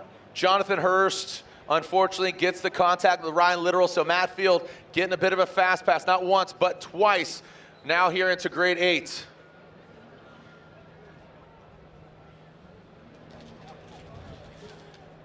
As we are overlooking Matt Field, feeling the heat wave there. You can see that Masuyama pit, the Buy Now Japan right there, Odi Bakshi's overlooking these vehicles. We're going back to Rome and Stuckey. All right. So 2 times OMT. Jared, you were talking about the X factor earlier and the Yes, sir. definition thereof. X factor in qualifying is generally worth 10 points. Okay. So if you're running the perfect lap, but very safe and quote unquote boring, you can get 90 points. Okay. If you run that same run and do that extra, okay, and the extra, the 10 points for X factors, full controlled throttle usage, no unnecessary e-brakes. Yeah. So it's full throttle everywhere that you need to be, slowing down in the decel zones, of course, using momentum to fill all the zones, to get all the way out wide. So momentum of that car as opposed to kind of slowing down early and then throttling to the zone or to the wall, just really throwing the car in and using momentum and really calculating accurately where you're going to end up, approaching all those track barriers with confidence. And then the major thing that we talked about here in the briefing anyway was that unnecessary use of handbrake. Yeah. So just avoiding that. So throttle everywhere, looking kind of dangerous and risky a little bit, you know, making it look really exciting. Big snappy transitions. Snappy transitions, really exciting stuff that makes you go, wow, that was special. Yep. I like it. Love the insight there. And this is, I think, again, a great contribution. Ryan Lantagne Jabay says you sound good, by the way. I have a couple friends say, hey, you sound really good. James Dean and Becky, they're watching at home from Ireland. Shout out to the Dean family. I bet James Becky. is wishing he was here right now. James is wishing he's here. But, yeah, so Stuckey and RCP. Or redeem and Rome Charpentier. RCP. I call him Old Dirty RCP. Okay. Yeah. We'll have to disagree on how to pronounce his last name, but He's told me Charpentier. You've told me Charpentier. Charpentier. He's told me Charpentier. Wherever his dad and mom are at, they're going to be the deciding factor. Well, that word actually means carpenter in French, and that's how you pronounce it. Charpentier. Qu'est-ce que you know? c'est carpenter? It's a very common French name in I French know Canada. it is. You're not even French. You lie. You just live in upstate Michigan. You live in the UP. I'm joking. It's a little actually, you live in Southern California, to be quite honest. But actually, no. Yeah. Qu'est-ce que c'est, mon petit chou? Mon petit chou. Merci beaucoup. French press. I bet we have some French-speaking people watching right now. 1000%. La belle province of Quebec, you know. I'm excited. I'm going to go to Quebec with another racing thing, but I'm excited to do that. I got a message from somebody I used to compete with back in 2009 and 10, Dominic DeRosier. Remember him? Yeah. Drove he had the Porsche for a while, the 944. He messaged me yesterday and said, "Good job, keep it up." And I was like, "Wow, awesome. that's really cool to hear from somebody from the past." You know? That's right. It's really All cool. right, here we go. Rome Charpentier, whatever you want to call him. RCP, that makes it easy, versus Daniel Stuckey. The Garagistic BMW, not once, twice, but 3 times, a maybe. Now into that first outside zone, Stuckey taking a shallower line. This could be the deciding factor. That's what you talk about, the X factor. Now into that touch and go, Stuckey dives in on the inside. Oh, and there's that contact. Oh, shoot. Got a little too aggressive there, Jared. Yeah, we got an RCP pinata, but there's no candy inside. It's just a little angry RCP now. He zigged when he should have zagged. He Z'd when he should have X-factored. Maybe. He Z-factored instead of X-factored. It looked like Stuckey got a little aggressive there coming to the inside clip, made contact with RCP, let's just call him that, and then RCP over-rotated a bit because of that hit. And of course, Stuckey still had some momentum going, so ended up with that second hit that may prove to be more troublesome than the first one, physically to the cars. Hopefully they can get these cars pulled apart safely here and get back to their pits. And we will have to get a definition of fault here so that we can see who has to call a competition timeout. All right, walk us through it here, looking Ryan. at this replay, nice smooth initiation, back on throttle really quick, which I love to see. RCP out super wide on 1, could have been closer on 2. You can see in the chase position there, looked like Stuckey's doing a much better job of positioning himself in the right place. But right here, Stuckey dives in, makes contact, gets back on throttle thinking that RCP was going to keep going. But of course, Charpentier kind of got spun out there, had to stop. And you can see just before contact, the second contact, Stuckey's on throttle. So right here, you can see Stuckey gets into the pocket, comes ahead a little bit, and then right here is where the problem is. He dives in, gets into the side of Rome, and then gets back on throttle for a second hit. So hopefully that didn't make too much damage to Rome's car, but look at Rome, how precise. Just a kiss of the wall right there. Stuckey was off of outside zone 1, off of outside zone 2. Coming to 3 is where he positioned himself a little bit better, but was still a little bit ahead there. But this, again, is the problem. Watch the dive in here from Stuckey. Gets way inside, makes that first, and then throttles into the second one. Yeah, if he would have backed off, I think, in that moment, in that panic, kind of like stay in it, because he got to stay close. Well, he just did it on that last battle. Yeah. You remember, he banged his door, and he's like, okay, I'm going to stick in it, it's going to be that kind of party. I'm going to stick my wheel to mashed potatoes. Because they hit wheel to wheel there, it looks like, on the first hit, which probably yanked the wheel out of Rome's hands, maybe, and made him spin out. And then that was totally out of his control in that situation. Yep. All right, so as we are, look at this place. Still just jam-packed. You guys having fun, Long Beach? Stomp your feet, make some noise, let everybody know you're here at Long Beach, the streets of Long Beach. When we come back, we'll continue here at the AutoZone Streets of Long Beach, presented by Type S. Clean up on aisle 3. We'll be back at it and see some more action here. Ryan Lantain, Lorette Nickel, I'm Jared Dienda. We'll be right back here. Round 1 of the Formula Drift Pro Championship.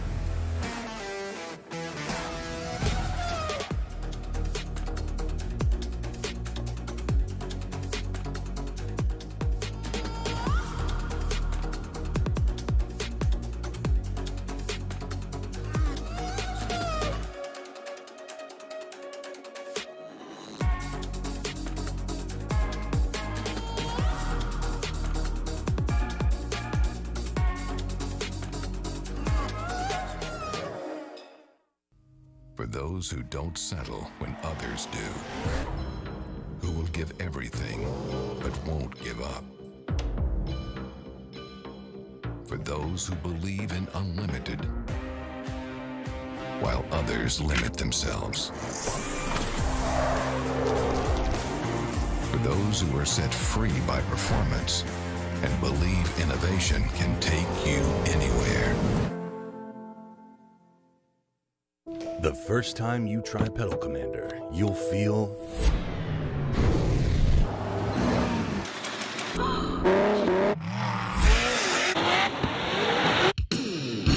oh yeah.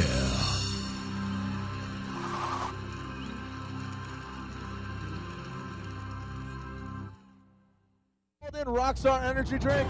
First Matt Wall, the twin turbo 350Z. Tanner fast going through the paces. Solid line here. Great angle. Woo, good initiation from Dot. Did you see that faint flick entry? Just gangster right there. Great job right there by Osmo, but look at Odie Bachis diving right in on the attack and Positioning now. Ryan Turk really needs to show up. He went off course. Tightens it up to the front clip. As is Freddie. The Norwegian hammer gets sweated by Denofa. And then he just keeps on going past. And Frederick Osmo fills all that outside zone. Michael, that's a right there. Look at him roll tide. Here we go. Final outside zone line. Pretty straightforward. Outside zone. Frederick Osmo right there. And now bring around that final clip.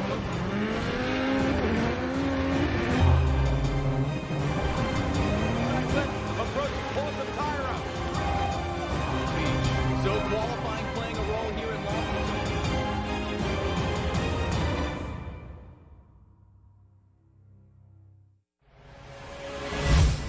I'm Dylan Hughes, Formula Drift Pro driver, and today we're going to talk about Royal Purple HPS and what actually goes into it. There's a lot of talk about additives, and Royal Purple has its proprietary Centerlick technology. It is fortified with a high level of zinc phosphorus anti-wear additive for exceptional protection against heat and wear.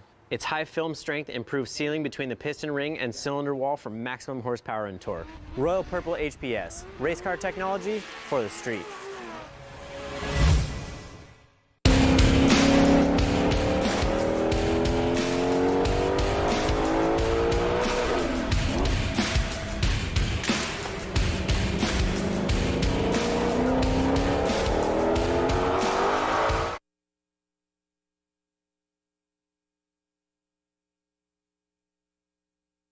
And a couple more things, and really the reason for this is just because we want to try and give you guys, future drifters, a little bit of insight on what it takes to run a pro drift car or run a drift car at all. So we're going to talk about tire pressure, we're going to talk about shocks, we're going to talk about preparation, we're going to talk about all sorts of stuff. And maybe go over some rules or two. Maybe go over some rules. I don't know anything about those, but so yeah, I figured today was a perfect day to get started with it. We're out here at Horse Thief Mile, Willow Springs for a test day, and what do we got? Let's talk about some tire pressures. Where do you start? Yeah, so typically for us, we'll start our tire pressure just a little bit higher than I anticipate us ending up, and that only comes from experience, right? So really, your first tire pressure, you can kind of just take a stab in the dark, right? So try it out, something, whatever it is, 20, 30, 25, you know, somewhere around there, inside of your recommended specification for your tire probably. And then as you want more grip and as you get more comfortable, you're gonna dump some of that tire pressure out of there, and that's gonna make your car faster. It's gonna make it transition quicker, it's gonna make it a little bit harder to drive, but it's gonna be faster. So with us today, we're probably going to start the tires at about 14 pounds and go out there, feel the car out, make sure I'm all good, everything's good, and then we'll probably dump them down. We'll probably end up at about 12, and if we're feeling real saucy, we'll probably dump them down to about 10. But this thing is going to be fairly hard to drive once we get down there at that pressure. So. All right, so what are you throwing on for front tire pressure? Pretty stable. I like to run mine right about 28 pounds, and that's just kind of where I found my happy point with grip level and steering feel. So that's kind of what I've always ran, and I don't really fluctuate that. Like if I feel like the car isn't behaving the way that I want it to, I'll change something else. Front tire pressure to me is just pretty much locked in at 28. So just a consistent thing, and you don't want it too low because then it's squishy. And then that type of thing too. Well, and as the car kind of goes through its caster swing, if you have too low a pressure, I feel like you can kind of get like a little bit of like a porpoising, weird like boat feel in the front, and I kind of like to have that wheel nice and crisp, and that's also why we run a little bit of toe out in the front, but we'll cover that later. So yeah, 28 in the front, we're gonna start this thing at 14 in the rear. Let's go get it. Sounds good to me.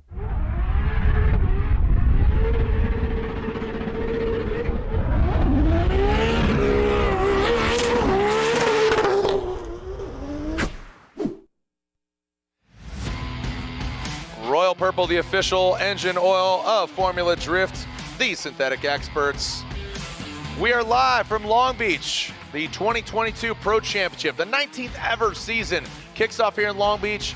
And there's Matt Field. He's already in the Grade 8. We'll find out who he's going to be going against.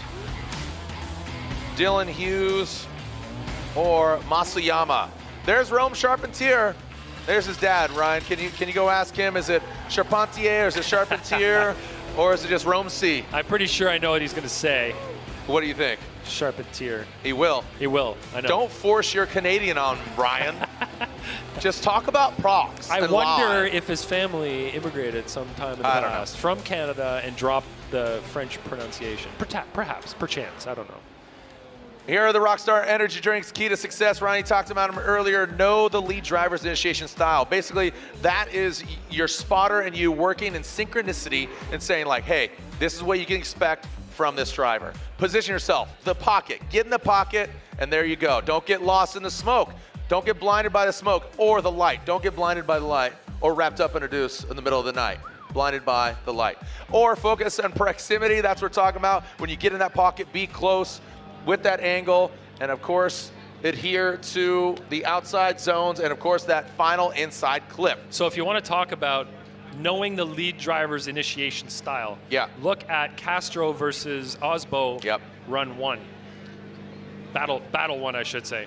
The way that Castro predicted that positioning and got in there was ideal.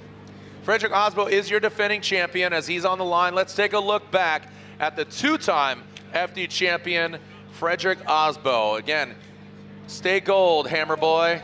There it is. That was last year at Irwindale. Another season culminated, and there's 2 and 3, but Osbo got the heaviest trophy of them all. A culmination of the season, surprisingly. Osbo won only 1 event, and we talked about this earlier, Lantain. It's not just about wins, it's about consistency. And that will be a word that you're going to hear through the entirety of the season. Consistently. Consistency. You're going to be hearing that. Yeah, exactly. You're going to what? Mostly from you and I, hearing that word, consistency, consistency, consistency. Yep. It's going to play a big part in who makes it to the championship at the end of this season. Yeah, that's what it's all about. Like I said, I mean, you know, Osbo winning only 1 event, you know, a couple years ago, Chris Forsberg won a championship without winning an event. Yeah. So, again, 2nd, 3rd, 4th, getting carbon fiber trophies throughout the season. Our trophies are fluted. They're carbon fiber. And again, the final ones, the championship, 2nd and 3rd, they're metal for a reason. As we are getting our vehicles up to the line, waiting for Castro. Wondering what's going on here at the start line. Yeah, the hood's popped, and those are officials. Yeah, so this is pre-burnout, maybe. I think it's pre-burnout. He's far enough back that he potentially hasn't done his burnout yet, but something is catching their eye back there. But that's not even his crew. That's exactly. our FD staff. Yeah, that's what I'm kind of catching the staff's eyes. Piqued my interest. You have to wonder if there was a fluid leak underneath or something that they're looking for the source of, because where they're positioned at the start line, there are no team members, I believe, back there. Yeah, there is something wrong, Jared. They're going to have him pull it to the hot pits, and they will. I guess he's calling a competition timeout for that to happen. Yeah, that would be a competition timeout. You're allowed 1 and allotted only 1. So Jonathan Castro, who had so much momentum, is doing it one more time. But competition timeout, 5-minute allotment once hands get on the car, and that's a perfect time to utilize it. And what's interesting enough here is Papadakis operates both of those vehicles. Yes. So here we are in the NGK competition timeout. Thank you to NGK for their support of this series. As do spark plugs time out? They sure do. And timely spark plug replacement only prevents fouling and provides the best engine performance. It ensures less repair time. It can save you money on your unnecessary repairs. Visit ngksparkplugs.com to learn more about OE suggested spark plug intervals and find the best plug for your engines. NGK, the ignition specialist. So we still have so we've gone through 2.5 runs of Roman Stuckey. So we are going back to Roman Stuckey, and did we need to admit fault on that second one more time, or so it was? Yes. Okay, so we did need to admit fault. Who was at fault between Daniel Stuckey and Rome Charpentier in that final inside clip? Stuckey was at fault. Stuckey was too aggressive. Yep. He got into the side of him, stayed on the throttle, disrupted the lead car's line. Yes, absolutely. Okay. So in that situation, Rome could look at his car without any kind of competition timeout being taken. He was given that time to repair the car, and it looks like he has it repaired. I don't know. I didn't get any feedback on whether or not Stuckey had any damage, but I can ask. Yeah, I didn't see any. His lady's over there. Saw his spotter. All right, so Stuckey did call a 5 as well during that Rome free repair time, let's call it. Stuckey did call a competition timeout. So we now know that Stuckey does not have one of those left. Well, it could very well be over for Stuckey unless Rome makes a mistake, you know, or Stuckey really steps up, and you know. So basically, what happened here is we have the one half of this battle. So this is the second one more time, right? So they ran initially, they had it one more time, they had another one more time, so there's a second one more time. So we're basically at 2.5 times that we're going through this battle. At the end of this, we will either have a verdict, but Daniel Stuckey is at a deficit from the judge's point of view because he had that contact, disrupted the run of Rome Charpentier out front. RCP will have an advantage in the judge's eyes because of the contact being made. Yes, Stuckey hit Rome. Rome spun out. Because Stuckey was at fault for that, for causing the spin, essentially Stuckey inherits that incomplete. So Stuckey's on an incomplete right now. Rome is basically, if he completes the course in the chase position within proximity, he's got it basically. Yeah. You know, the only way realistically that Stuckey can move forward here is if Rome makes a big error in the chase, and if it's you know, chase to chase and completes, we go to the leads. We're about to find out. We are back at it. Here we go. Daniel Stuckey, M-Spec Performance, Rome Charpentier, Garagistic, BMW E36. Stuckey, very shallow, might have had a bit of damage, more than he expected with that contact. So Stuckey not setting himself up for success. If Rome continues on through the course, your number 5 qualifier should have the victory, and there it is. Rome Charpentier will be getting the win, but guess what? He's going against a vicious driver in Odi Bakshis. So again, unofficially going through the course, Stuckey's at a deficit. He had the contact. Rome just needed to navigate the course, and it looks like that is what happened. So Rome will get the win. Let's take a look at it again here. Ryan Lantain.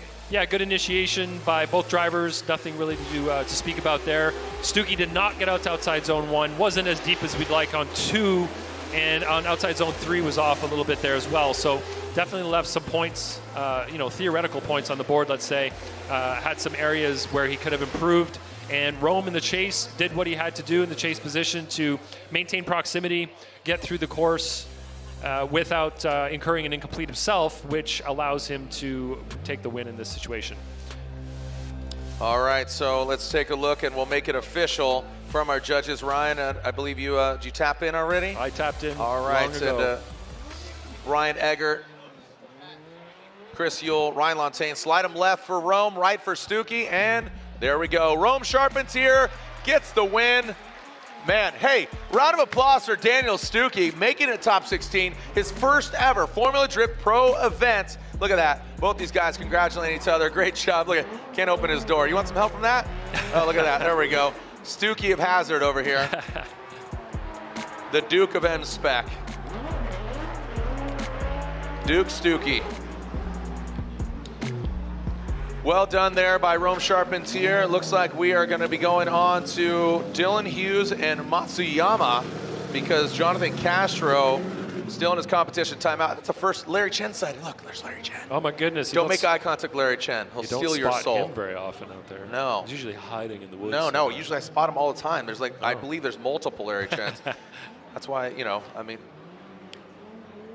Oh, there we go. All right. Let's throw it down to Lorette Nickel after 2-1 more times, Lorette. You're talking to a gentleman that worked hard for it, going against Daniel Stuckey. So Rome will be moving on to grade 8 to go against Odi. Lorette. Well, you guys can see that Rome is celebrating with his team. Come on out, Rome. Congratulations. After 2-1 more times, you're advancing. I know you're taking off your helmet. That you're trying. That was absolutely incredible. A huge display that you just put on. Congrats. Thank you. Man, you've been waiting for that moment. First top 8 actually in Pro 1, so this is huge for us. Long Beach is, it was always a dream to drive this track. So to come out here and kill it, it is insane. I've been dreaming about it since I was a little kid. Yeah. And Rome, I can see the emotion on your face right now. What are you thinking about? Actually, I'm thinking about that car right there, Odi. So he's one of my good teammate, friends, buddies. I mean, he even helped set up the suspension on the car, so it's kind of crazy we're battling again. But it seems like we're battling friends throughout the entire night so far, so it's awesome. It is awesome. Rome, congratulations. He's going to see Odi in the next battle, guys.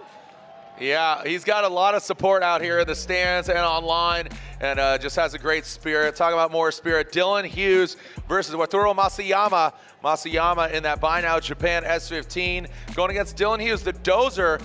Again, he qualified very well. He qualified 6th. Going against Masayama, qualified 22nd. So Dylan Hughes will lead the Royal Purple O'Reilly Auto Parts, Permatex, BMW. He's got a 2JZ under the hood. He's got new tires. He teamed up with Falcon Tires for the year. And Masayama, that Buy Now Japan Sylvia S15, comes now into view of the fans here in the building. Nice job on the outside zone. Masayama gripped up, kind of dove in. Dylan Hughes using all the course, hanging out on the outside zone 2. Phil's outside zone 3. Masayama a little shallow, needs to gain proximity, and there he does around that final clip. Really well done in the latter portion of the story, but early on, Dylan flexing on him. Yeah, Dylan did great on outside zone 1 and 2. You can see Masayama there struggling a little bit early on, but as we watch this replay, we'll be able to see it a little bit better. Initiation-wise, good job from both. You can see a little bit less angle from Masayama right there, but he gets back to angle, not quite as wide as Dylan on outside zone 1 or 2. Did slightly better on 3, but still could have been positioned a little bit better.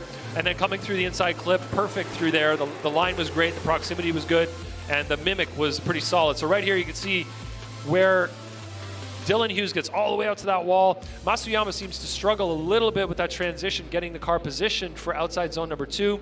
And then again on 3 was just off a little bit. So this will be a good view right here. You can see that Masayama is not surpassing the front wheel mark, but he does have the car kind of positioned back where we'd like to see it. And then coming into inside clip 1, beautiful line through there. Nicely done by Masayama in the chase. And of course, to have that good chase, you need to have a solid lead.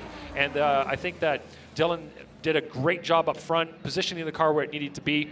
And now he's going to have to stay nice and close to Masayama and do a better job in the chase than Masayama did. So a big area that he can focus on is outside zone 1 and 2, that transition, really mimicking what Masayama is doing in the lead. And if he does that in the chase in a solid way, he can really kind of push himself forward in terms of the chase-to-chase comparisons. Yeah, so basically don't extend him too much. You don't need that, again, X factor. We keep referencing that, but make your presence felt. Make your presence felt and mimic him well. That's where he can kind of differentiate himself from Masayama in that area. Masayama didn't get out wide on 1 or 2, and his transition was a little bit off. It was a little shaky looking. There was some bobbles. Yeah, and if you're Masayama, you need to throw down. You got Dylan Hughes in your rearview mirror. Oh, look at that. Right there, just mimicking each other on that initiation. Masayama almost gets all the way out there, and now look at that nasty transition by Masayama. Dylan Hughes, this is what you're talking about right there. Is this enough? Now it comes into that final inside clip. Masayama. Again, question mark, dot, buffering. I don't know, whatever analogy you want to say. Masayama had a great lead run. That transition from 1 to 2 was solid. That looked really good. It was fast. It was accurate, and it had that X factor, I think. So watch the initiation. They both did a great job there. Looking at what Dylan's doing in the chase, his angle is a little bit less. It looks like maybe Masayama's getting away, but he kind of made a little compromise through 1 and 2. I don't think it was as big as what Masayama did in his chase, and I think that on the latter half of the track, Dylan Hughes did a much better job than Masayama. So look right here. So Dylan definitely isn't as wide. He doesn't have the angle. On the transition, same thing. See him quickly adjust. You can almost say that, from that view, it looked pretty similar, chase to chase, Masayama and Dylan. Looking at this portion of the track here, this is a very similar set of runs on closer inspection. Yeah, really is. it's and Lantain, it's, you're kind of digesting this. You're talking about it, you're looking at it, you're digesting it, you're just stating facts in regards to what's going on. And again, you have a unique role now coming into 22. Ryan Lantain, a long-time judge for 12 years, as you said, right? 12 is the number you said. Yeah. Slide him left for Hughes, right for Masayama. Dylan Hughes gets the win. Dylan Hughes gets it. Dylan Hughes gets the win. I'm going to tap Chris Yule back to you. Chris, if we could throw your headset on and wrap out about Dylan Hughes getting the victory. And again, it was Egger and Chris Yule saying that Dylan Hughes gets the win. So Chris, going to you and Egger, 2-1. What is your justification? Yeah, I mean, both runs were pretty similar. I thought Masayama left 1 really early to get to proximity through outer zone 2, and that was a big difference for me. All right, so so Masayama he left too early, but Dylan Hughes just had enough. That was enough in his chase position. Yeah. I think he maintained a pretty good proximity throughout, with a little slightly less cheating for proximity. Okay, and when we say cheating the line like as opposed to actually line. doing sketchy or whatever, Yeah, but cheating for sure, the line. for sure. Shallow line was less shallow throughout. All right, so not as much prox. Right, prox, dude. All right, you can see Dylan Hughes signaling that a little shaky, a little nervous there.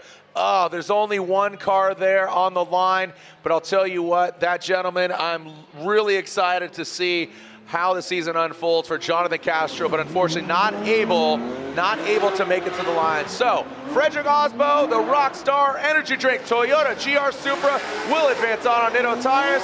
Listen to that turbo 6-cylinder purr.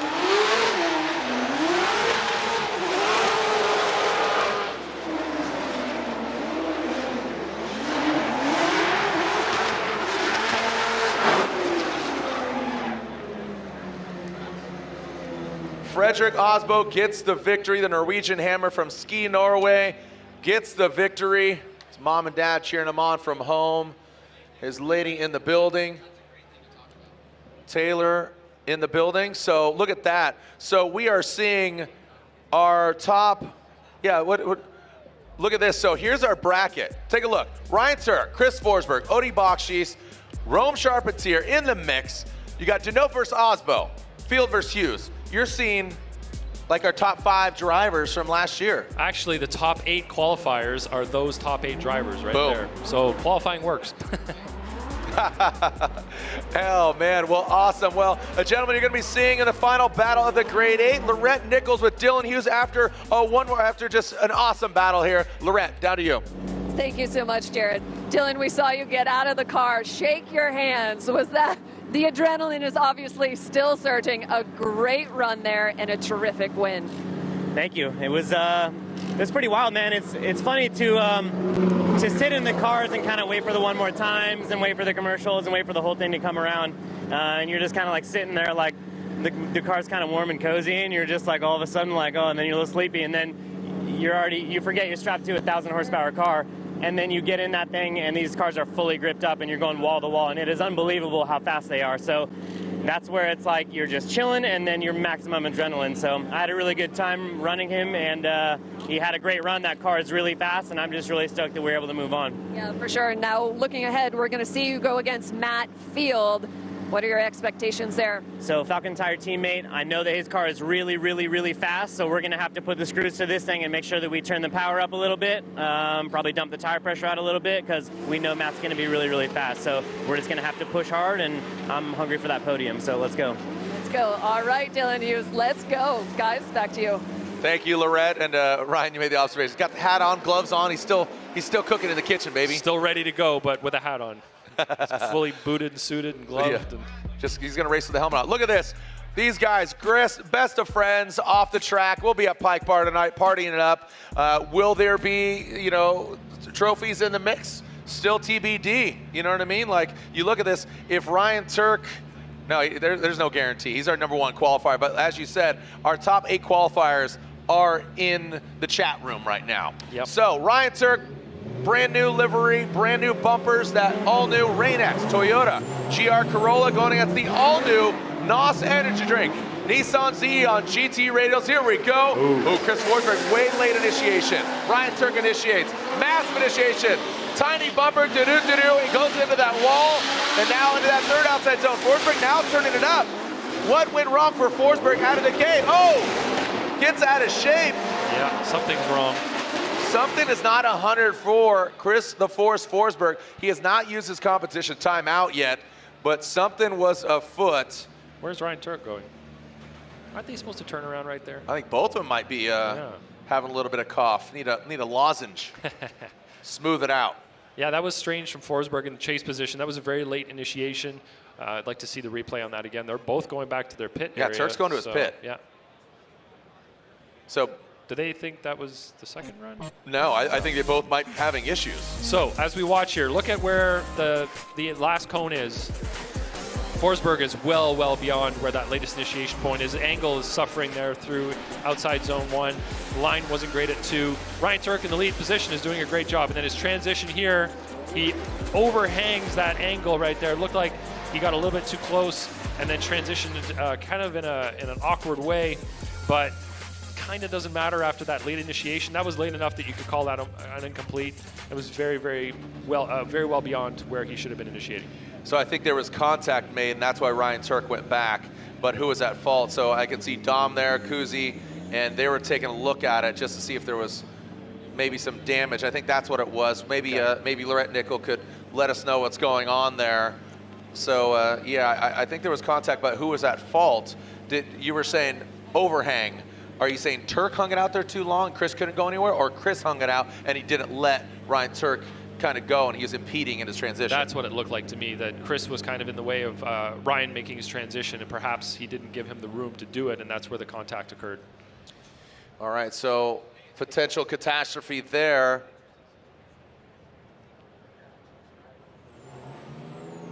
Yeah, let's take a look at it again. So Ryan Turk comes out swinging, initiates. Chris, way beyond that. Again, the 3-2-1 cones hanging on the fence. You need to initiate before that final cone.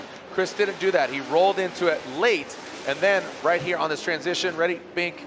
So I believe, again, Chris just didn't let him go by. He hung it out there. So here's the view again, that little touch right there. And the way Chris was steering, I believe it probably was just front right tread, because that would expose the treads. Yeah. And I think that back bumper just glanced it. So that's why Turk said, all right, just go pull in. Right. Let's go take a look. Right in there. So yeah, watch this. So exposed, okay, Forsberg's applying. So see how's, no, watch Chris Forsberg's front left. You'll see it click, click. So he does snap. It does throw him out of shape. Yep. The plot thickens. Yeah. And you know, what's interesting here is we talked about it when we came out of 32, it wasn't tumultuous. We only saw one more time. We saw one accident between Jonathan Hurst going to the wall and him and Ryan literal. But this is what I did expect. This is what I did expect. And we are seeing that 5 for Chris. Forsberg is calling a competition timeout. He was at fault because of the contact. So Chris Forsberg will call a competition timeout. He's got a 5-minute allotment. So not only did he not start off the line properly, also had that contact. I think that's a smart decision. He's going against #1 qualifier. He's going against his good friend as we get an up close view of that NOS energy drink, Nissan Z, the brand new, all new Nissan Z. So I was wondering, was it a result? Was the competition timeout a result of something that occurred on the run up to initiation, or was it because of the hit? And now you see somebody with a torque wrench at the front right wheel, so perhaps it's from the hit. Well, guess what, Lorette, we want to find out what's going on with Chris Forsberg. Lorette, again, was it the contact or was he running 100%? Hey, Chris, so we were wondering why you called the 5-minute and the car's rolling away as the guys are checking the tires. There we go. Chris, so was it the contact or the car not running right, or is something else happening? We actually had, I couldn't get it into 4th gear on the straightaway, which caused the big separation. I went for 4th and it just wouldn't go in. Not quite sure if I was just shifting it too quickly or if there was maybe a clutch issue, but it just ground real bad. Finally got it in, so I was trying to make up ground.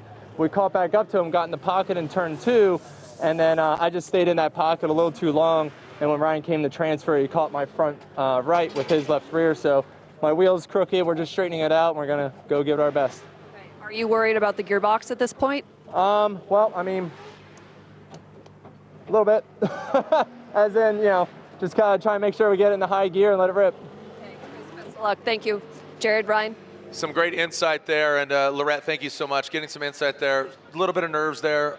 Regardless, Chris debuting a new car, a new chassis, new development. You're talking about how similar the 370Z, his previous vehicle, championship vehicle, to this vehicle, but it's still new. It's a new build, new hands, new welds, new this, new all that. Yeah.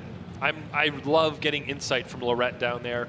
We're up here guessing. We made some guesses that were accurate, kind of. But it's still just that guess. It's just awesome to have that initial feedback from Chris, immediately getting the answer and knowing what the issue is. And it just helps us be more informed for going forward, so that's awesome. Taking a look, Odie Bakshis, he will lead going against Rome Charpentier, and he talked about he's going against his friend, he's going against his homie, but guess what? All bets are off right now because who are you betting on, Odie or Rome? Odie, very proven. He's done it here in Long Beach before. Can he do it again? Odie, look at that angle, but Rome Charpentier, no. And Rome Charpentier goes off course. Could have been a lot worse there for Rome. That could have been awful, but he seemed to have saved it, just glanced the wall, a light touch of the tires. And this is how it unfolds. Wow. Attrition, you know, getting out there, the nerves. I don't know where exactly went wrong. Obviously, after outside zone 1, it almost looked exactly what Adam LZ did earlier. Goes and transitions into that outside zone 2, straightens up, and then goes in. So you can see that front right corner could have been a lot worse. Way worse. That's probably a tie rod or something in the front right that'll be broken. They can, I think, should be able to fix this car. It's nothing like the Hurst crash where the whole front right was crushed in. Right. This was more of a glancing blow to the wall, I believe, and then into the tires. Well, you can see the buckle in his hood there. It might be worse than we think, but hopefully it's not. Looking at the replay, Odie gets the car to angle. Rome does a great job right behind him. Great mimic there on initiation. Coming around here, look at Odie's angle. Transition. Yeah, whoa. Rome gets the angle and it snaps back. So he went into that wall with the wheels cut. So that definitely is going to have broken something in the front right. But here it goes again. Great angle from Odie on 1. Rome's doing a great job. And just as the car transitions, it grips up, goes into the wall, and then into the tires. So the question is here, I can't recall him calling a competition timeout previously. I don't have it on my notes here. I believe he should have one. So he'll be able to fix it. And you talk about the buckled hood. Now, keep in mind that front end has already taken a hit from Stuckey. All right, get back in your cars, boys. Let's go. Let's party. We'll have a conversation over coffee later. We may need a tow truck for this one, so we might be waiting for a minute. There it is. Yeah, so they're going to have to tow the BMW off the track. And you can see here, this is an interesting view for us that we haven't seen yet, the car going into the tires. It looked pretty light. There shouldn't be any front end damage that isn't repairable. And that front right suspension should be fairly easy to repair. Here's the view from the sky. It just looks like the car gripped up and he couldn't get it to rotate and ended up in the tires. So the tires did their job today, Jared. Boop the snoot. Boop the snoot. And he booped the snoot of his BMW right there. Odie Bakshis did exactly what he needed to do. Continue on with the entirety of the course. When you are the lead car, you need to complete regardless of what the chase car does. Quite the contrary, when the lead car makes a mistake, chase car, park it, back off, damage control. Yep. Whatever you do out front is on you, baby boo. Yeah, so, that lead car incomplete ends the run, whereas a chase car incomplete requires the lead car to still complete the course, which Odie did in this case. So we are waiting to get Rome Charpentier. Hey, shout out to Cal Club. Thank you to Cal Club. They're always out here. They'll be back here next weekend. The all-white corner workers, the guys and gals, the tow truck, safety facility. Thank you to the Long Beach Fire Department. Rome Charpentier, smiles for miles for RCP. Amazing head of hair. Takes that helmet off and he's dialed in. Look at that thing. No, why are you messing it up? Looks almost as good as Kyle Cross's beard behind the fence there. When we come back, we'll continue with the action here at AutoZone Streets of Long Beach, presented by Type S. I told you we're going to get you home before dinner, local time 4:42. Only a few more battles left to find out who wins here on the streets of Long Beach. We got another NGK Spark Plugs competition timeout. Look at that. Let's go on the boat. Let's go party. Well, we'll find out. Thank you so much when we come back. Round 1 of the Formula Drift Pro Championship.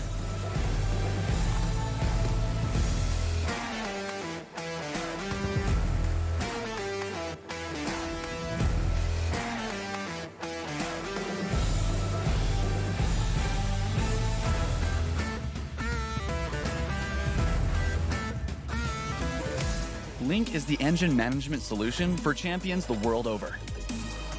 We know what it takes to win. Pushing boundaries, performing under pressure, and having the best people on your team. Our tech support are performance specialists, available 24 hours and ready to talk one-on-one about your winning formula. Link ECU, the performance, reliability, and power to get to the podium. How does one car going wild in a mall help us tell the GR story? You're right. We need more cars.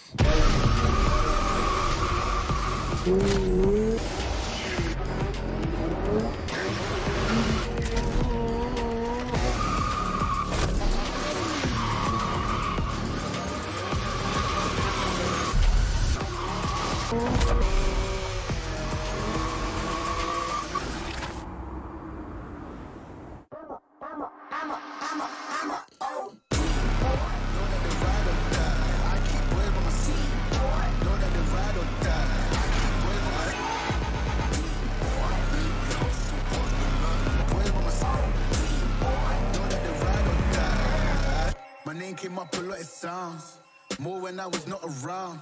Certain people that I know, they ain't no longer about. Certain people that I know, they ain't no longer about.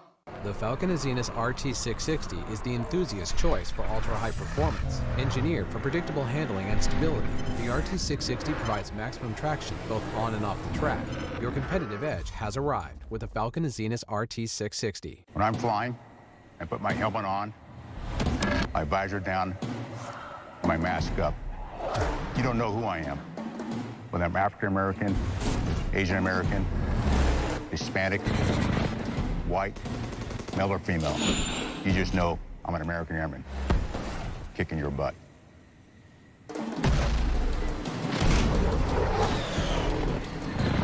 I'm General C.Q. Brown Jr. Come join us.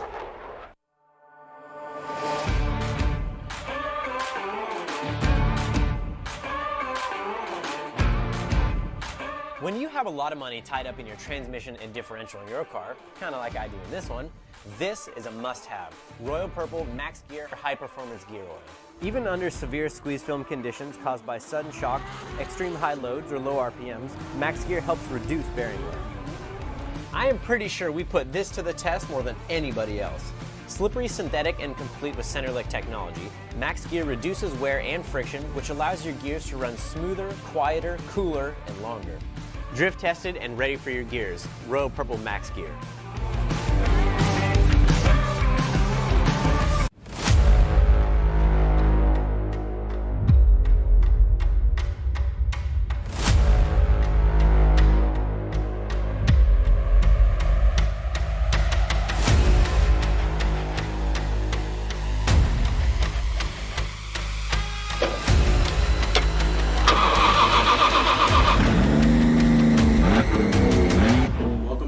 Town Gambler, boys. Kendrick Myers, Supercharged V8 right there. And the film of Lost in the Smoke jumps out. Front clip, Bisco out of the smoke. Alessio starting to put the pressure on. Alex Yeager making his presence known. Rich Whiteman right there trying to tap behind Chris Stevens.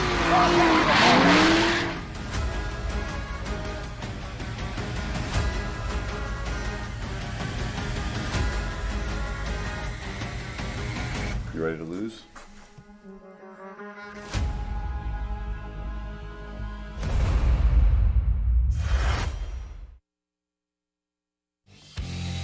Welcome back to the streets of Long Beach.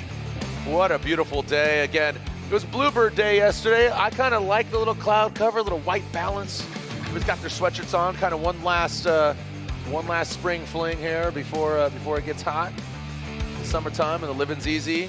We'll be back here again next weekend for our Grand Prix of Long Beach, our Acura Grand Prix of Long Beach, and we'll be back doing an event Friday and Saturday night. But guess what? In a month, we will be at Road Atlanta for round 2 of the Formula Drift Pro Championship.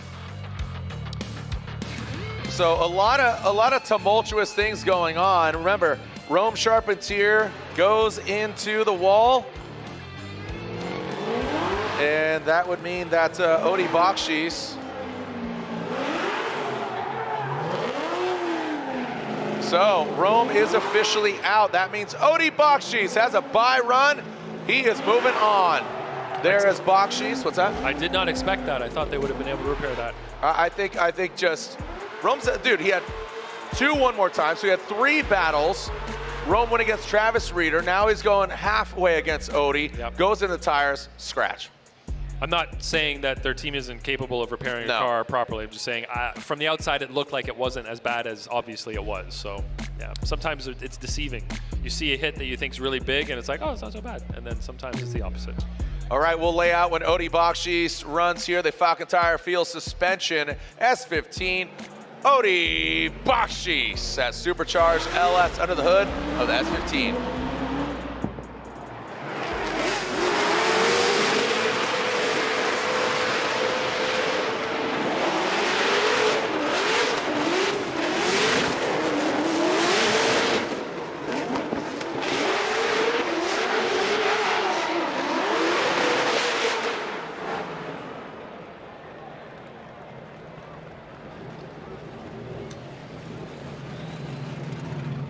And again, we've talked about Odi Bakshis and how just his performance, and specifically here, a 3rd overall last year, and he won in Long Beach last year. He's won at Irwindale, but I mean, he had 3 wins overall. He won the first round because of the modified schedule. He won in Atlanta, and then he bookended it by winning in Long Beach and Irwindale. And Odi's had great success here. He won back in 2019, so he's very proven here in Long Beach. Here's the season schedule for 22. We're back at it with our traditional setup of kicking things off here in Long Beach, ending in Irwindale, but we've added a new stop, removed a different location. Still 8 stops for our championship, but we slide into Utah in September. Have you been to that track, Jared? I have. I have been to that track. What's that? What is it like? What is it like? It's really dynamic. It's dusty. It's windy. Dusty and so, windy. But all that being said, is it's open. It's good to go. So the smoke won't linger. Just blow it right out of there. Correct. That's good. Yeah. I've had another racing series there, Nitro Rallycross, that I've been there. But right now we are. So the stage is set here. Remember, we saw Forsberg. Lorette had a great insight from him. Had some words with him. Transmission didn't go into 4th. At the end, hung it out. Had contact with Turk. Turk was able to change out his tires, got a fresh set of Nittos. Forsberg had to get hands on the car, see what's going on, see if it's running healthy. But with that, he wasn't able to put on a fresh set of GT radials, but definitely comes out swinging. Here we go, homeboys. Forsberg and Turk going against each other. The NOS entering all new Nissan C on GT radials. Whoa, baby! Whoa, doctor, look at that. Whoa. Nasty taps it in, backs it in. Backs it up. Chris Forsberg going for it. He knows he's going against #1 qualifier, Ryan Turk. Wow, that was exciting. He absolutely looked vicious. That all-new Z, don't care if it's brand new. Guess what? It ain't new no more. No, it is not. As he just backs it in. Let's look at it again. That transition from outside zone 1 to Slap in the outside base. zone 2. Woo! Great initiation from Chris. Turk's right there behind him, but watch this transition. Out to outside zone 1, huge transition. He had to pull angle out because he kind of over-rotated a bit, but then gets into the wall at outside zone 3, and you can see Turk behind him kind of like, whoa, what's going on here? Gave him a little bit of space without straightening, without incompleting. So this will be an easy win for Turk after Forsberg's issues on the first run of this battle, but wow, Chris really threw it home here. Look at that transition, wow. And then getting all the way out to outside zone 3, got a little too deep in there. You can see a big correction from Forsberg as he gets into that wall, but exciting to watch, no doubt. Yeah, absolutely. It was really good. Is it enough for, Forsberg just with that contact and not being able to get off the line? I think, I just unfortunately don't think it's enough for Chris Forsberg, but no. But I think it was a great effort, a valiant effort for Forsberg and his team. But the Rain-X Toyota GR Corolla gets the win and advances on. So Ryan Turk and Odi Bakshis get and move on into the Grade 8. So taking a look, Ryan Turk has never won here before. I don't think so. No, he has not won. He has been second.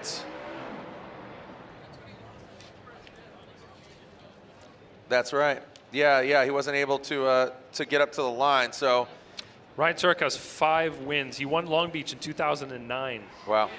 But his last win was 2020 in Texas. All right. So Turk would love to get a victory here in Long Beach. So advancing on the Final Four, Ryan Turk, Odi Bakshis. Odi qualifying 4th. Now we move on to Denofa and Osbo. 1 and 4 overall last year. And Frederick Osbo qualifying 7th. Denofa qualifying 2nd. Then talking about Matt Field, who qualified 3rd, and Dylan Hughes, who qualified 6th. So look at the numbers. It seems that qualifying has worked out, just the way you'd expect. And here we are, just whittling it down. The gentlemen that are intended to be here or showed early on signs of success. Here we go. This should be interesting, Jared. This should be really good. Chelsea Denofa, Pennzoil, RTR Spec 5D. Wow, look at that nasty swing by Denofa. The defending champion, Frederick Osbo. chasing him down. Denofa taps it. Massive angle. Whoa! What was Denofa going? Absolutely ham, steak, and eggs, all of it. Denofa has just been airing it out, but unfortunately not a swish, a bit of an air ball when it comes to that flick. So Denofa, again, always loves to go 11. Say howdy, get rowdy. That is not where you want to be, Denofa. These are two very different driving styles here. Yeah. Osbo is calculated. He is very precise. Chelsea is very aggressive and very entertaining, and sometimes he goes just a little bit too far, but look at Osbo behind him. So what I found interesting initially was we always say that the chase car has to give the lead car the right of way on initiation. Osbo always takes a chance by getting his nose just beside the rear of the car, and in this case, Chelsea swung the tail of his car out before initiating, and Osbo had to avoid it. So that just before that happened, Osbo had to kind of get out of the way of Chelsea, but he managed to get real close to him anyway. Watch the transition here from Chelsea. Huge, huge transition. So big that he could not maintain it and ended up going inside very aggressively. The car just gripped up as he lifted, and it wanted to go in towards that inside wall. Managed to keep it off the wall, managed to keep it from spinning, and Osbo stayed close behind him, just mere inches away, but incredible, incredible drive from both these drivers. Of course, Osbo just needs to get a clean lead run in front here. It's going to be his. And it'll be his. So all he has to do is make sure he gets through. Chelsea's going to put on pressure.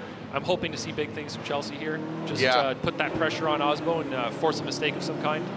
But let's see what happens. All right, here we go. Frederick Osbo, Rockstar Energy Drink, Toyota GR Supra.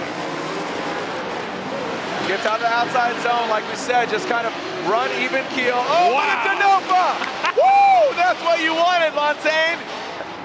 Denofa heard you, but he dives in on the inside contact.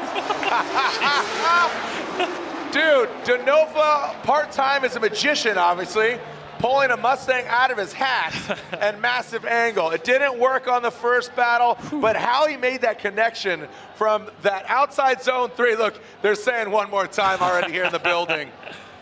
I'd love to see that again, too. Oh, man. I didn't think he was going to get up to Osbo's side by inside clip 1, and he did, but then, of course, he came in too fast and had to stop, to not make contact, but ended up stalling the car. But that was incredible. Watch the proximity from Chelsea Denofa here. So Osbo, great line there, great transition. And this is where Chelsea puts on the pressure. Probably got some door rubbing going on there. And then Chelsea's line right here, I thought there's no way that's going to work. And it kind of didn't. It did, and then it didn't. I didn't think he was going to make it around the clip at all, but he managed somehow to draw a line, although very straight, right to that clip, and it just parked right there. Yeah, incredible. Lorette Nickel, if you can hear me, I want to see and hear what was going through Chelsea's mind. Not only this run, because he knew he needed to throw it down. He's going against defending champion. He was a contender last year, came up a bit short, and he came up a bit short right now. But you can just see he's driving with a certain tenacity, aggressiveness that he always does. But he's got to rise to the occasion. Slide him left for Denofa, or right for Frederick Osbo. Getting the win. Hats off to Chelsea Denofa. That was fun, Jared. That was a lot of fun. That was just the most, precarious circus, run that we've seen here today. That's two extremely skilled drivers going a little bit overboard, but managing to get through nonetheless unscathed. So that's incredible. Well, right now it's I believe Turk he's guaranteed a podium. Yeah, Ryan Turk is guaranteed a podium, at minimum third place, because we do not have basically a consolation battle for third place. It goes to the higher qualifying driver, Ryan Turk, qualified number 1. Nobody's better than him, obviously, in qualifying. So he's guaranteed a podium, but he'd love to better that. Maybe we see a repeat. And again, Brian Eggert brought it up. Freddie and Turk were supposed to go here one time before, but his car wasn't able to be put back together. So Freddie got the consolation battle. That was Toyota 1 and 2. The first time Turk ever drove the Toyota, which was his old car. So it was 1 and 2. So, and that was the debut of that Supra a few years ago. Here's how the bracket's shaping up. Ryan Turk versus Odi Bakshi's. Now again, Ryan Turk, #1 qualifier. He is guaranteed at minimum 3rd place. Next up, you can see Matt Field versus Dylan Hughes. The numbers, the stats, the vehicles, the location. Right now, the location is here in Long Beach. So a great, fun battle to watch. And here we are seeing Matt Field on the start line, qualifying 3rd. Again, having a lot of fun. He's ready to jump on Ripper's boat, big boat guy here. As Dylan Hughes, he's ready to throw down as well. He said he got his first ever podium, and he had the Permatex livery. Right now, he wants to do Royal Purple Proud, the official oil of Formula Drift. Matt Field with a nasty snap. Snap into it like a Slim Jim. Atta boy. Matt Field goes back, taps the bumper. He did it. That's the run you were looking for. 1, 2, 3. Outside zones. Dylan Hughes pushes. Great driving there by Dylan and Matt Field. You asked for it. Remember, in his bye run.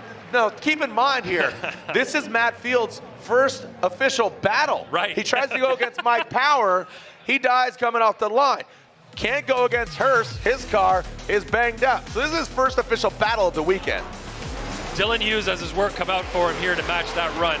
Touching the wall in outside zone 1, touching the wall in outside zone 2. Maybe going slightly too deep in outside zone 3, but still getting all the way out to outside zone 3. Close to the touch and go, close to the inside clip. That was a phenomenal run from Matt Field. Watch this, watch this. Almost scrapes the wall there. Does a little scrape right there on outside zone 2. And then he goes deeper. A little bit too deep okay, here. let's go a little deep. Yeah, you can see a slight, movement in his car there on the 3rd one, but he managed to keep the line the same, stayed on throttle, no hesitation. That was phenomenal to watch. The precision from Matt Field just went over a slightly little bit there, but it looked like he tapped Falcons, man. Both these guys on Falcons. Dylan Hughes on the Falcon team. Yep. Great to see him. That was phenomenal. So Dylan, like I said, he had his work cut out for him now that he's going into the lead position. Yeah, Matt's like, hold on. Oh, you want me deeper, Ryan? Okay, here you go. Here you go, Ryan Lantain. Oh, you want me deeper? Up, little too deep. Little deep. Little Goldilocks in the 3 Falcon tires. This one's too deep. This one's too deep. So, like, too deep, bro. Too deep. All right, Dylan Hughes out front. Matt Field in the chase position. Dylan Hughes, Royal Purple.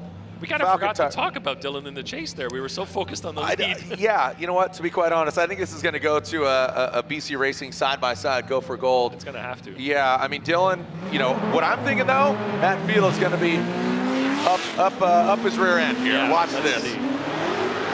Matt Field initiates in tow of Dylan Hughes. Dylan, keeps it off the wall, pretty good distance. Dylan Hughes gets a little deep. Now let's see how he handles the final outside zone. Dylan Hughes, now he's stepping up. We talk about that X factor. Can they bring it? Wow. Matt Field really close. What I tell you, I think this is going to be a side-by-side. It's a replay. Remember, this is for the last spot in Final 4, Field or Hughes. That was great. That was really good. Now, Ryan, I kind of want you to elaborate as far as bumper taps. There's a bumper tap and there's a bumper collision. We're talking about the wall, not so much. Dylan kept it off the wall, but still put it in all the right spots. He sure did. He saw what Matt did ahead of him in the lead, and he said, okay, I guess I need to do the same now that I'm going into the lead. He did get into outside zone 3 late there. You can see that he wasn't quite wide at the beginning of outside zone 3, but he still did an awesome job getting close to outside 1, 2, and 3. So phenomenal job from Dylan Hughes. And here now we have our side-by-side. So let's look at how the proximity is. You can see here that kind of similar through this area. Dylan's a little bit on the inside there. Didn't go as deep, but of course Matt went too deep. So yeah, I'd say that that's pretty similar, but Matt Field definitely got closer on outside 1, 2, clearly on 3 as well, but too deep on 3. Too deep on 3. Yeah. Which is technically closer than Dylan did. I mean, when you're rubbing Falcon. Those are the same wheels too. They're both on Forge Star. They're both on Forge Star wheels, wrapped with them Falcon tires. Wow. Both these guys got Momo gear. I really liked the mimic from the judges Matt have Field spoken. You spoken? In the chase. Yeah, we spoke. Well, You're speaking a lot today. Yeah, a lot of speaking. Slide him left for Field, right for Hughes. Matt Field gets 1, 2, and Matt Field gets the win. Matt Field's going to the Final Four. Round of applause for Dylan Hughes. A great effort there. We will see Dylan Hughes and the Royal Purple BMW go high-five him in the pits as our Final Four is set. Ryan Turk versus Odi Bakshis. How we doing out there, Long Beach? Make some noise. Look at that, raising the roof. Thank you so much. All right, let's throw it down to Lorette Nickel, who is with the 777 Matt Field, taking out Dylan Hughes. That's right. So we saw Matt Field's first battle of the day, and Matt is in his car, is taking off his helmet. There's a lot of gear that these guys have to wear. Matt, congratulations. A really intense battle with Dylan Hughes. We're looking forward. You're looking at Freddie Osbo. How is everything shaping up for that battle? It's weird being the first battle this late in the game, for sure. I had to shake the cobwebs off a little bit. Luckily, my lead runs are what they need to be. But yeah, following, I haven't really followed since earlier this morning. And even then, we didn't get a whole lot of follow runs. So I'm figuring out as I go. I'm very fortunate that the guys have one hell of a setup on the car, and the Falcon tires are like, it's a match made in heaven out here. So I'm pulling wheelies, and I'm ready to pull up on his door. So let's bring it. Let's do it. Well, I was going to ask, is it difficult? Is it a detriment for you to go from 0 to 100? But it looks like you are super comfortable and confident on this track and in this car. Is that right? 0 to 100 is literally drifting, pro drifting. You sit, you wait, you're tired, you're yawning, you have a water, and then you're expected to be the best you've ever been in your entire life. So that's drifting. That's why we're here. Just drift things, guys. Jared, Ryan, back to you. Thank you so much, Lorette. And again, the smirk, the signature Field smirk. Look at this, the fans, you guys are doing your own waves over here. You gotta love it. Long Beach coming out in grand fashion, kicking off our 22 season. The wave is going all the way to the waterfront. When we come back, the wave, the party continues here at the streets of Long Beach. The Final Four is set. Ryan Turk, Odi Bakshis. On the other side, Frederick Osbo versus Matt Field. Let's find out who wins here at the AutoZone Streets of Long Beach, presented by Type S. NGK makes ignition coils. Why? Because we prefer a running partner that can keep pace. We know ignition, and since our spark plugs don't run alone, we put some of our energy and expertise into making better coils. NGK ignition coils are engineered to OE durability and performance. And because we race to win, we improve the design, testing, and validation of our coils for better performance. NGK spark plugs and coils, better together.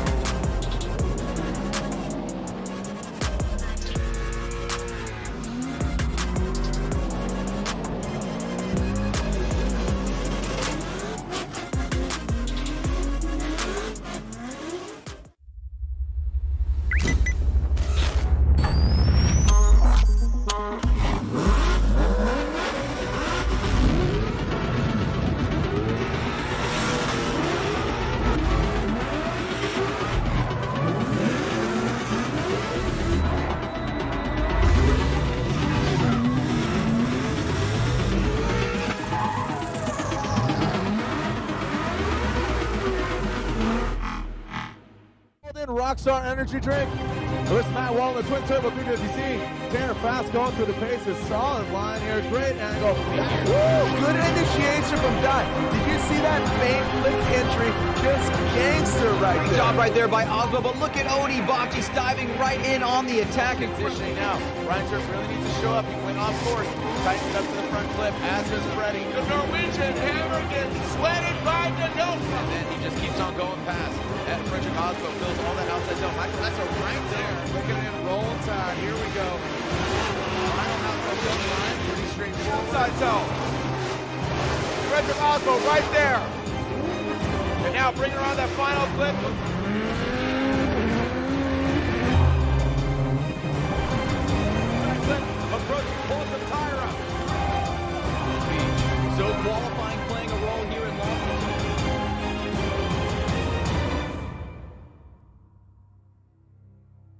When I'm flying, I put my helmet on, my visor down, my mask up. You don't know who I am. Whether I'm African American, Asian American, Hispanic, white, male or female. You just know I'm an American airman kicking your butt.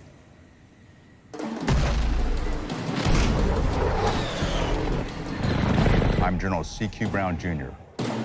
Come join us.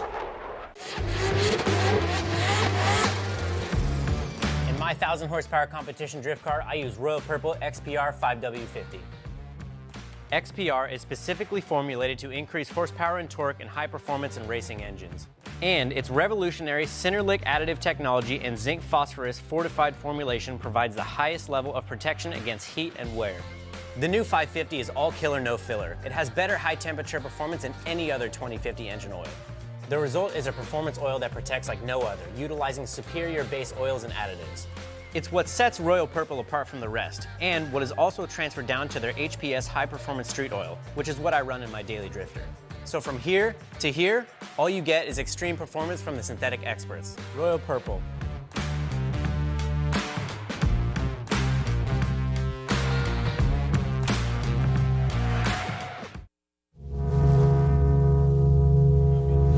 How we doing out there at Long Beach? Keep that wave going, make some noise! Let's go, keep it going. The water might be out there in the ocean, but you guys are making waves. If you want, you can introduce the vape wave and go whale watching with the spouts when they go by too. You got vapes, load them up. When the wave goes by, it's called whale watching. There we go. Oh, look at, I see a few whales. I see a few whales. See if we see any. Oh, we see a few. Again, keep it low. Here comes the wave once again. We're getting ready for our final four. Our final four is among us, the Type S Touring Products, the official lighting of Formula Drift. Oh, look at that one. Oh, it's majestic. You see that killer whale just off the front bow.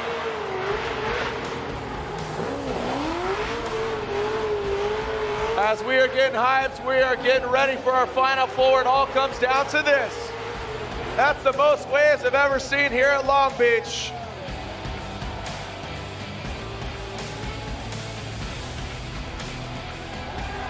Yo! Here it is, Ryan Turk versus Odie Bakshis. If you're sitting down, stomp your feet, make some noise. Let's get an echo going, an earthquake here from Long Beach. Make sure the drivers can feel you on the start line. Here we go, Ryan Turk, Odie Bakshis. Tyson Bravo ready to send it, let's go baby. As Odie Bakshis, Falcon Tire, Field Suspension, S15 versus Ryan Turk, your number one qualifier. Roman and Shannon cheering them on at home, the brand new debut of the Rain-X Toyota GR Corolla. The worldwide debut and premiere here at the streets of Long Beach. Thinking of Michael Tripp, VP of Marketing, Toyota, bringing the power here as Ryan Turk is about to bring it. As the waves continue, our first half of the final four. Keep it going until they leave that line. Let's yell, send it for Ryan Turk and Odie Bakshis. Here we go, Ryan Turk comes out swinging, literally. Now coming into view in that first outside zone. Odie Bakshis taking a shallower line. Turk gets out there, narrowly taps his bumper into the second outside zone, into the third outside zone. Odie Bakshis taking that tighter line. The temperature's dropping, but the tire's staying hot.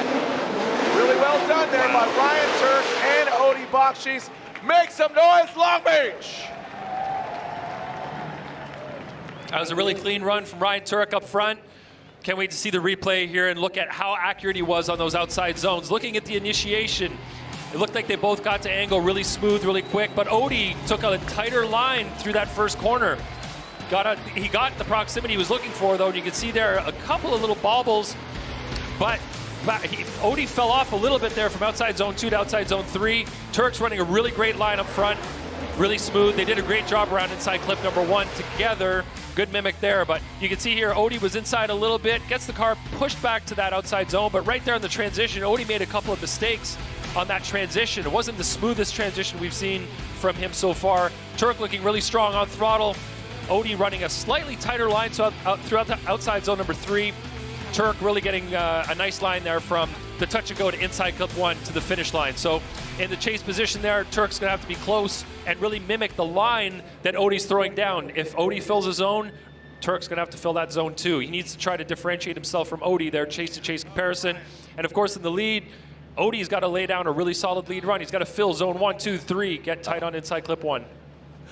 Yeah, a great effort there by Ryan Turk and that brand new Toyota GR Corolla. And I would say, yeah, that deciding factor there between outside zone 2 and 3. Odie Bakshi's one of the best chasers in the game. Now he's out front. He's got the clean air. Can Ryan Turk put it together? Rain-X is a sponsor, but no forecast of rain. Maybe some tears from some other drivers. We'll see as Odie Bakshi's will initiate. Coming now. 3, 2, 1. Boom goes the dynamite. Odie Bakshi's initiates in that first outside zone. Gets out there. Ryan Turk tucks into that pocket. Odie, you see him straight to that back bumper. Now to the outside zone 3. Ryan Turk tucks in. Gets out to that BC Racing Go for Gold. Touch and go. Woo! Make some noise. For Ryan Turk, that Rain-X Toyota GR Corolla in the chase position on Nitto tires. Odie Bakshi's pushing oh so hard in that Falcon Tires Field Suspension S15. What do you guys think? Where are my Ryan Turk fans at? Make some noise. Where are my Odie Bakshi's fans? Make some noise. Ryan, what do you say? Looked like Odie did a great job on 1 and 2. And Ryan Turk did a great job in the chase. It looked like he might have had an edge there in the chase position, mimicking the line that Odie was throwing down. It looked like he positioned his car a little bit better in the chase position. And looking at what Odie did in the lead there, great job on outside zone 3 to the touch and go. Ryan Turek just touched that inside clip with the front bumper. So let's get the BC Racing side by side going. And it'll give us a good comparison, especially from this overhead view. So you can see there, good initiation from both on both runs. Right there, Ryan Turek from initiation outside zone 1 did a better job in the chase of mimicking the line. And I think he did a better job at outside zone 3 as well. It looked like Bakshi's was making a compromise, I got to stop using that word, from initiation to outside zone 1 and also from outside zone 2 to outside zone 3. Yeah. Yeah, he just added a little bit of separation there. And again, I want to say that wasn't Odie's best chase run, so that's where it becomes apparent, because Odie was just so on it earlier. I think just that outside zone 2 to 3 in the chase, I think that's just going to be the straw that broke Bakshi's back. But keep in mind, he still go for that third place spot if he gets the win. Slide of left for Turk, and there it is. Odie Bakshi's gets the win. A great effort there by Odie Bakshi's. He goes to, again, he could, oh no, looks like, Odie will be out. Yeah, due to qualifying. So Odie will not be podiuming at all. Right? Yeah, what's that? No, because Osbo's 7th. Oh, Osbo's 7th. I had him as 2nd. Thank you. I digress. I apologize. Osbo is 7th. So yes, there still is a chance. Thank you. Thank you, Brian. So Osbo qualified 7th. If Osbo loses, Odie would get 3rd place. If Field loses, Odie would be in 4th place. Correct. So, regardless, Ryan Turk is going to the finals. Ryan Turk gets the win and advances on to the finals. Well, a brand new dad, a husband, and now a finalist. Ryan Turk is with Lorette Nickel. Thanks, guys. Ryan's just taking off his helmet, taking off his Hans device. Guys, I mean, safety first with all of these drivers. Grabbing his hat, he's about to jump out. So much going on. Not only is the adrenaline spiking, but I have to put a microphone in his face and chase him down. I'm going to see if I can get him. He's so excited celebrating with his team. Ryan, sorry to chase you down. Congratulations on that win. Thank you. Man, going to the finals, so happy for you. It seems like those earlier mistakes that you were making that you said you had to clean up, you did exactly that. I cleaned up some of them. I can definitely be better out there. Kurt Chief is applying some pressure on me. I got to be perfect, so we'll see what we can do. I don't know if we're going to run Freddie or... We're not there yet. We're not there yet, okay. So it might be a Papadakis Racing finals, we'll see. Yeah, exactly. So what we have coming up, Freddie and Matt Field, so we'll find out in just a few minutes. Thank you, Lorette. Thank you so much, Lorette. Yeah, so it could be, you know, and we saw this before, a Toyota 1 and 2 here at Long Beach with the debut of the Supra, and Ryan Turk couldn't get together. So it was Freddie Turk. He'd love to reverse those roles. Let's send it on 3. Let's get loud and proud as our boy Brian Cass tuning in. Colleen Hitzel, what's going on? Here we go. Send it, Long Beach. Here is Matt Field, Frederick Osbo. This should be another exciting one here, Lontaine. Matt Field, nasty initiation, a wide swing, coming in hot, gets all the way out there. You asked for it. Oh, boy. Whoa! A massive hit by Matt Field. Let's make sure he's okay.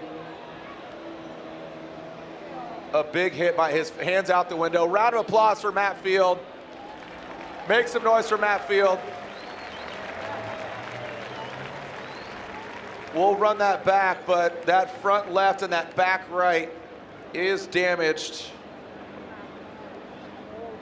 Let's make sure he's okay. We're getting a thumbs up there. Thumbs so up, it looks like round he's of okay. applause for Matt, the Beast from the Bay Field. So Matt Field says he's okay. Thank you, Cal Club. Make some noise for Frederick Osbo, Matt Field. Here we are. And this is just pushing to that razor's edge, and sometimes you just get cut. We kicked the season off at the most unforgiving track, Ryan, and you know, the silly season is what it's called. There he is, he's out of the car.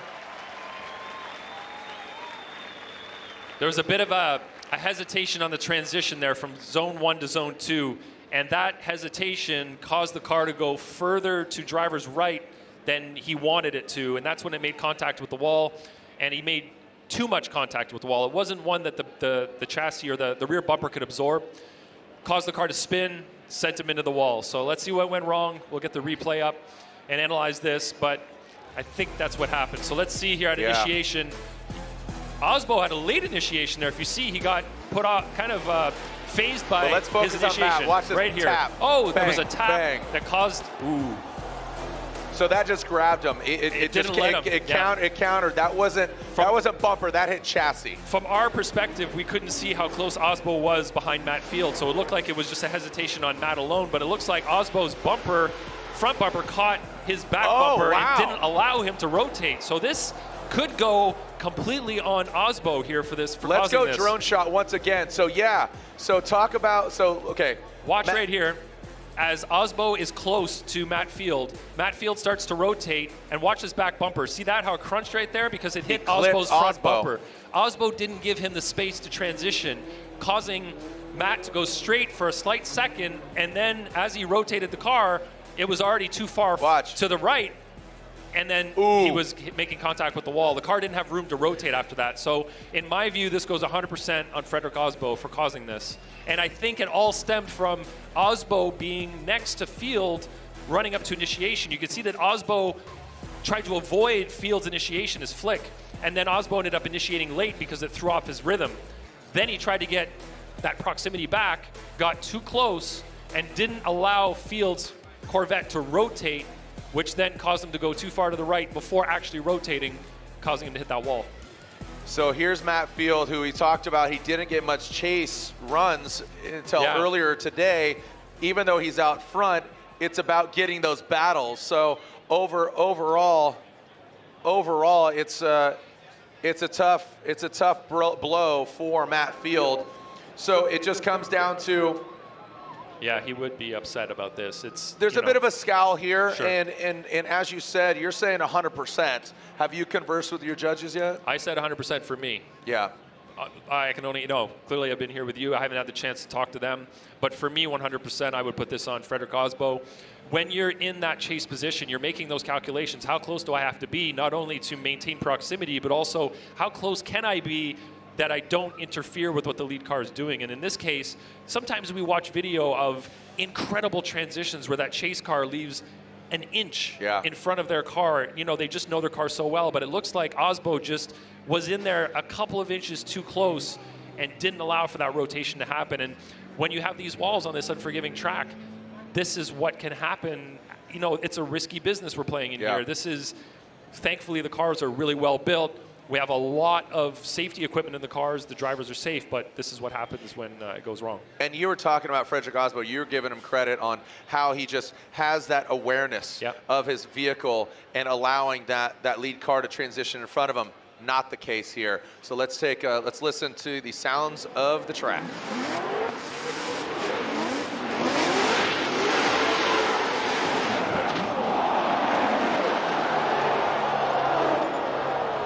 It's hard to watch, Jared. It's hard to watch. It is because, fortunately he stepped out. We saw Hurst go into that wall before. We've seen cars written off. We've seen everybody walk away. Safety is a priority, but at the end of the day, they want to win. Unfortunately, I do agree with you. The front end of that Rockstar Supra, Frederick Osbo, he knows he's in the Final Four. He knows who he's going against. If you give him an inch, that could be the deciding factor. Unfortunately, that inch was the bumper in the side and impeding in Matt Field's transition, which caused another game of inches, which became a game of impact and front left, back right. That thing spun around. It straightened him out, corrected him, nosed him into the wall, and spun him around. Glad he's okay, but the car has seen better days. Matt Field, the Drift Cave, that's their operation up there in the Bay Area in San Jose. But unfortunately, I don't know if that's going to be repairable. This would be another situation of the 10, the comp timeout, 15 minutes. Is that enough? Right. And you were talking about Osbo being accurate earlier, and I think what I saw here is that he got thrown off by the initiation. I think that threw off his rhythm and put him in a position that he wasn't used to being in, because this is a game of muscle memory and initiation where you're used to doing it and getting to the wall where you're used to doing all of that. So I think he got thrown off there. Not to say that a driver can just make a mistake because they make a mistake, but that's what it looked like right off the bat. He ended up initiating late, which is very unlike Osbo to do, but you could see it's because he was trying to avoid Matt doing that flick and then throwing off his rhythm. So unfortunate for Matt Field in this situation that he's the victim, let's say, of what occurred, but this is the way the game goes sometimes. The cookie crumbles and the carbon fiber curls and the wheels get bent and the debris is all over the place. Okay, so real quick, I'm gonna paint a picture here too for you. This is how Field went beyond Hurst. Literal and Hurst got into a crash, right? Hurst was given 10-minute allotment because Literal's at fault. Given another competition timeout, right? So he was given 15 minutes total. Wasn't able to get the victory, got the victory, but wasn't able to run. Matt Field progresses. Here's another picture. Say Field isn't able to fix his car. Field advances to the finals, right? Yeah. Osbo goes to consolation round. Odie gets third place. Well, Field wouldn't be able to compete with Ryan Turk. Ryan Turk gets the win. Yeah. This is possibly what could happen. So let's just look at that scenario. But as the plot thickens here, I throw it down to Lorette Nickel, where things are unfolding. Lorette, where you at? Hey, thanks, Jared. Right with Frederick Osbo, and obviously you can see on his face he's very disappointed. Looked like there was some possible contact between you and Matt Field. Can you talk about what happened out there?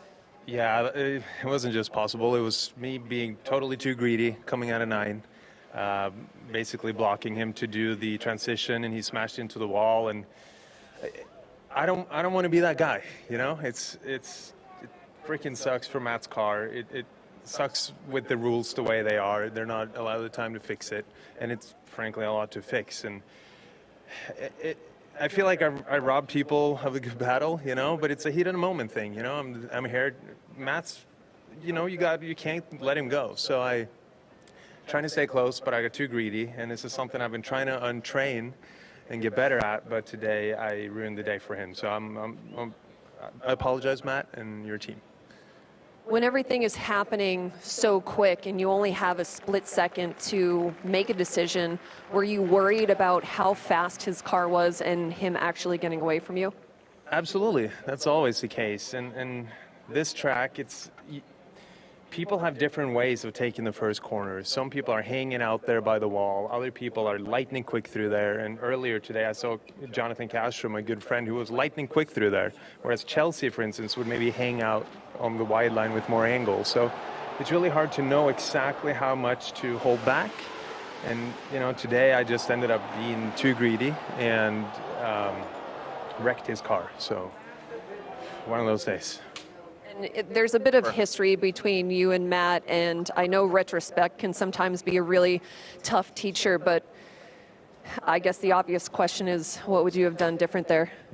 I would have held back more. And, you know, I'm sure the internet is going haywire over this, and with Matt and I maybe back in St. Louis, if that was what you're thinking about. But the truth is, Matt and I go way back. We've been hanging out in China together. We've had a lot of epic battles together, and I thought he got as close as he could last year, and he's going to get his championship. And I don't really know what to say. I apologize.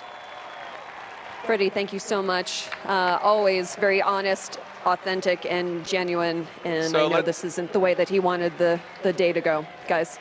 Thank you so much, Lorette. And there it is. That's that contact on that front bumper. And you know what? Sportsmanship. Matt Field, great effort, bro. Thank you so much. A great effort. You know what? The sportsmanship, the camaraderie between the drivers and the admitting fault. Because as he said, you know, it's not about the internet. It's the competitors. It's the gladiators of the sport. They're going at it, but you're going to go down with honor, and that's your name. You know, Frederick Osbo is a defending champion. He says it's a game of inches, and unfortunately, that inch was the other way, and it didn't pay off. So, do we have a verdict? Is 100? You said 100% fault. Well, what I wanted to say really quick please. is that I hope that nobody here online thinks that Frederick Osbo in any way did that on purpose. That No was maliciousness. strictly no maliciousness at all. These guys are operating at the absolute bleeding edge of everything that their car is capable of and themselves are capable of. And when you're pushing this hard, on the track, it's a game of literal inches, and he just miscalculated by a couple of inches. So this is what I was talking about in the initiation right there. See how he kind of wiggled and didn't really get to angle the way he was supposed to anyway. Right here, you're going to see the back of Matt's car. You can see it rise up, the spoiler. The spoiler. Yeah, the spoiler rise up because the rear of the car got pushed up by Frederick Osbo's nose. You know, he's saying the internet's going wild. I just hope that nobody's blaming him for this. This was really don't think purely so. an accident. He clearly feels bad, and I just want to make sure that it's known. I'm sure that Chris and Brian have assessed fault on Osbo as well in this situation. And in that case, Matt Field gets 10 minutes to repair his car. If he can't repair it in the 10, he'll then have to take a 5-minute competition timeout. And in the 15 minutes, he has to try to repair this, well, broken car here. As you can see, it's in pretty bad shape. I don't know how long it takes to repair a Corvette that has been damaged to this extent, but hopefully they can get it done in 15 minutes and we can have the second half of this battle. All right, so again, we'll find out what's going on, what's transpiring. We know Ryan Turk's already in the finals. When we come back, we'll take a short break. Let's find out where everything falls, all the carbon fiber, all the tires. The track is reset. We'll find out what transpires between the second half, if there is one, between Osbo and Field. Ryan Turk waits in the wings. He's in the final. What other driver or what driver may not be there? We'll find out when we come back. The Auto Zone, Streets of Long Beach, presented by Type S. Link is the engine management solution for champions the world over. We know what it takes to win. Pushing boundaries, performing under pressure, and having the best people on your team. Our tech support our performance specialists, available 24 hours and ready to talk one-on-one about your winning formula. Link ECU, the performance, reliability, and power to get to the podium. How does one car going wild in a mall help us tell the GR story? You're right. We need more cars.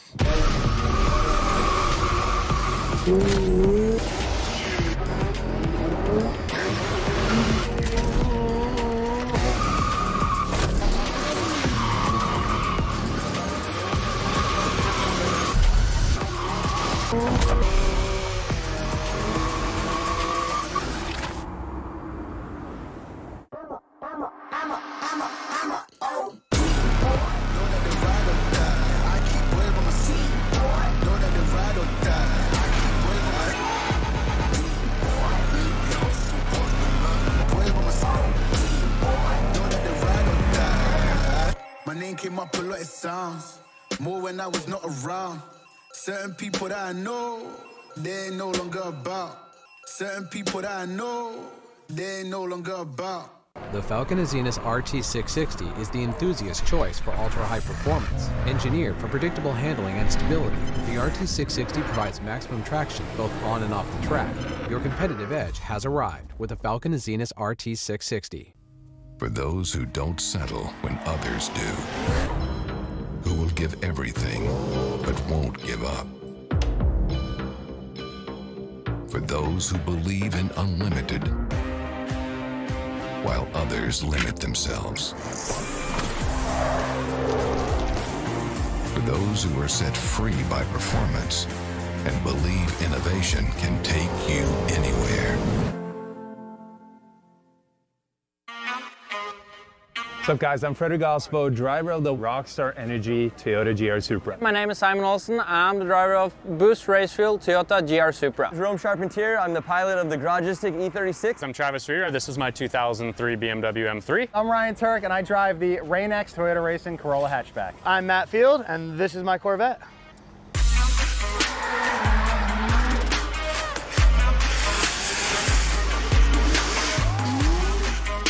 Boxers. Briefs.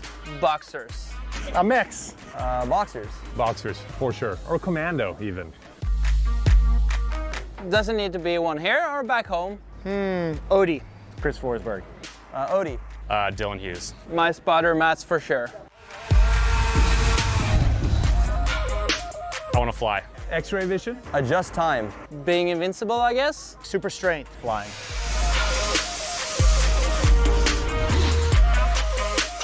First drift car was a BMW E30. The one behind me. 300ZX, a Z32. Nissan Skyline ER34. 1991 Ford Mustang.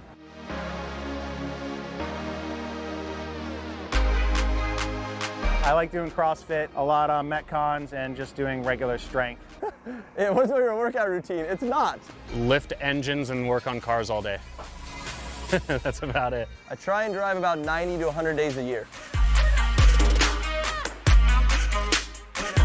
Probably still be racing motocross. Brain surgeon, maybe? I wouldn't want that for my worst enemy. I have no idea. Oh, that's a tricky one. I would probably guess dirt bikes.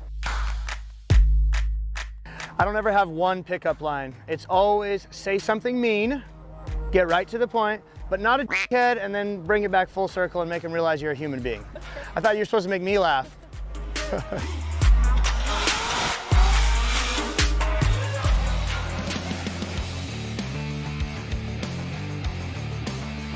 Welcome back to the Streets of Long Beach, the AutoZone Streets of Long Beach, presented by Type S.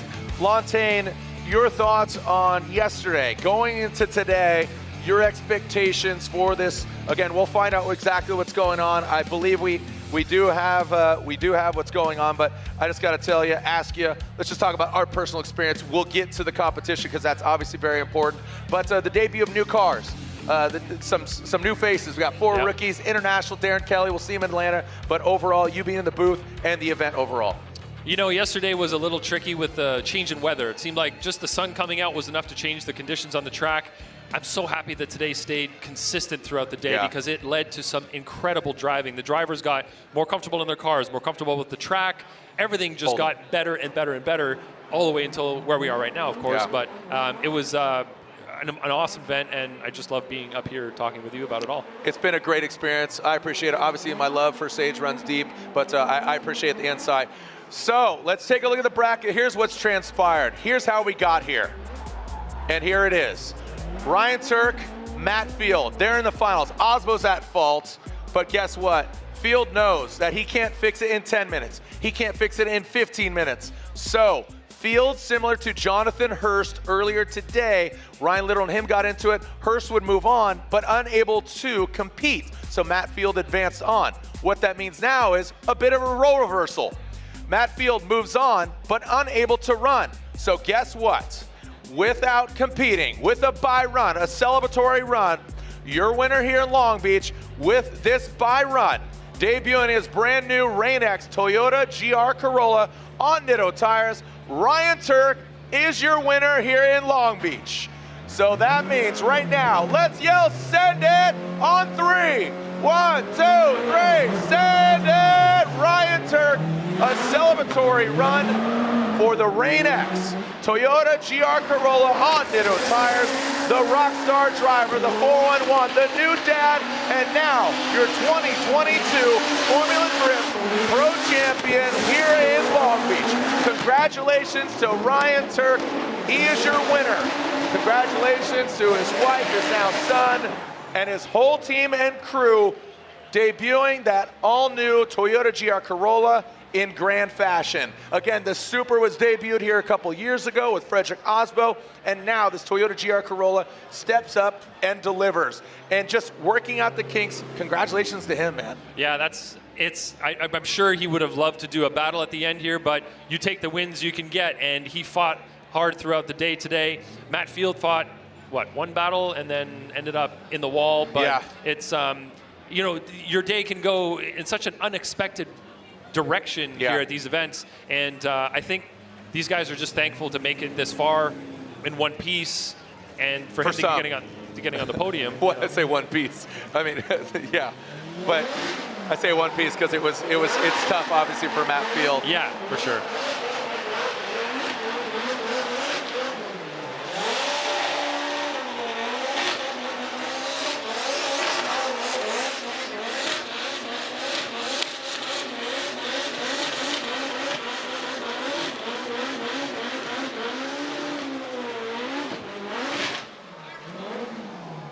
Beautiful. Absolutely well done there.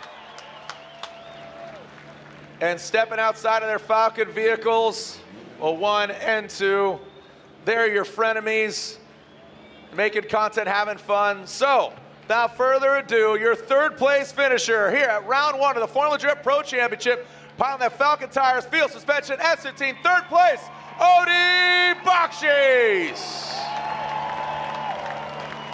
Second place here on the streets of Long Beach. We'll see you in Atlanta, buddy. Hopefully we'll see your car all together. I know we will. The Beast from the Bay, power that Falcon Tire Drift Cave Corvette. It is Matt Field. Second place here in Long Beach.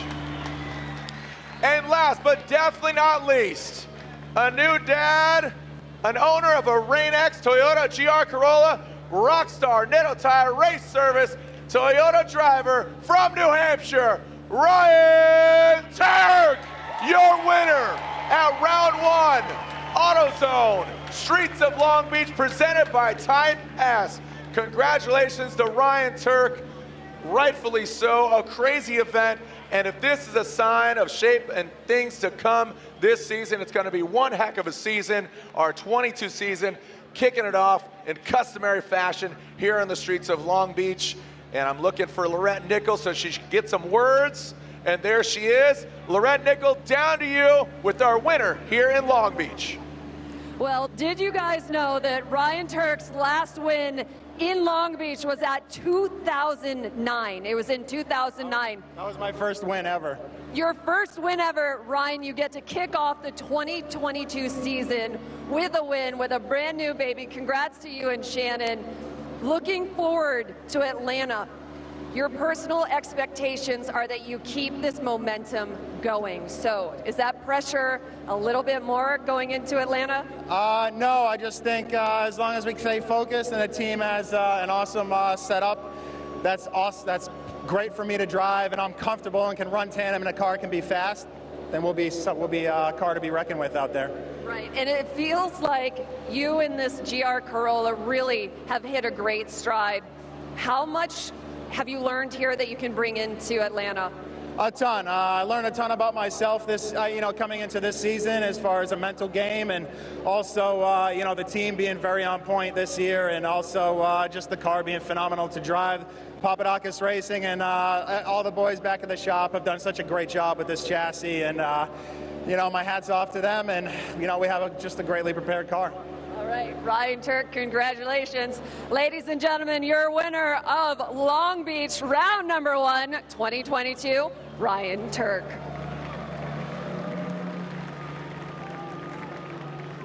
Thank you so much, Lorette. Congratulations to the Turk. trio now, and just so elated for him. Like you said, his first ever win was here. You know, he's sponsored by Rain-X, but no rain in the forecast. But like I said, tears of other drivers. That's what's streaming off of his vehicle, courtesy of Rain-X. But again, the frenemies, 2 and 3 in the championship. Ryan Turk having the car, the motivation of Toyota and Toyota Racing, the GR Corolla being debuted here, awesome all around. I mean, that's a worldwide debut. That's awesome. Perfect weekend. Perfect weekend. Number 1 qualifier, perfect event. Let's throw it down to Lorette Nickel, who's with Matt Field. Lorette? Taking some photos there. Oh, we're doing the podium selfie. As always, you gotta love it. Lorette, if we could, get some words with Matt Field down there, if we can. Yep. Matt? Hi. There you are. We're just doing a little dance down here. Matt Field, first battle, you take the win. Unfortunately, your second one, there was contact between you and Frederick Osbo. He did apologize. From your side, what had happened? He just didn't give me room to transition. I think he was a little bit worried about our speed and our performance throughout the whole weekend, so he was being as aggressive as he possibly could. I would have done the same thing, but yeah, it's definitely upsetting, especially in a position like that. Like, you got to make room to transition. Everyone knows that. But again, we're all pushing it hard. He wanted to win, I wanted to win, but it is a bit of a bummer that I literally got one battle all weekend. And winding up on the podium, great start of the year, but my frame rails are like that, so thanks, Frederick. And how much other damage did you sustain? All 4 corners. Let's be real. All 4 corners. Yeah, I did a 360. Okay. Yeah. All right. Well, Matt, thank you so much. You have enough time to get it fixed for round 2? We'll handle it. All right. Yeah. I didn't have any doubts. Matt, thank you so much. You know, and the candor of Matt Field is commendable. The wherewithal and saying, I have confidence, we'll be there, we'll handle it, with still a smile on his face, knowing Matt, he's going to have a few adult libations tonight. Yes. And just get back at it tomorrow. And I was going to say that, you know, normally him and Ripper and the boys jump on the boat. They're not jumping on any boat. They're headed home. The Drift Cave and the cavemen there are going to be working hard and feverishly to get that car dialed because they operate a few vehicles. Yeah. You called it the perfect event for Ryan Turk. I completely it escaped my mind. There's a lot going on, Jared. Forgive yourself. It's okay. Oh, thank you. I appreciate Be that. easy on yourself. And we talked about it prior, building up just the anticipation of what transpired. But Ryan Turk gets it. The frenemies, they're 2 and 3, 2 and 3 in the championship overall. Awesome, man. Thank you so much. Thank you, Jared. This has been great. Looking forward to Atlanta. That's right. We'll see you in Atlanta, round 2, May 6th and 7th. The continuation of the Formula Drift Pro Championship. Thank you to Ryan Lantain, Lorette Nickel, Chris Yule, Brian Eggert, our whole team. And again, to all the moms out there, we'll see you Mother's Day weekend there at Formula Drift, Road Atlanta. The fans, the waves, the water, the excitement, and the Rain-X Toyota GR Corolla Nitto Tires Rockstar Race Service gets the win. We'll see you in Atlanta. Send it! Formula Drift Nation.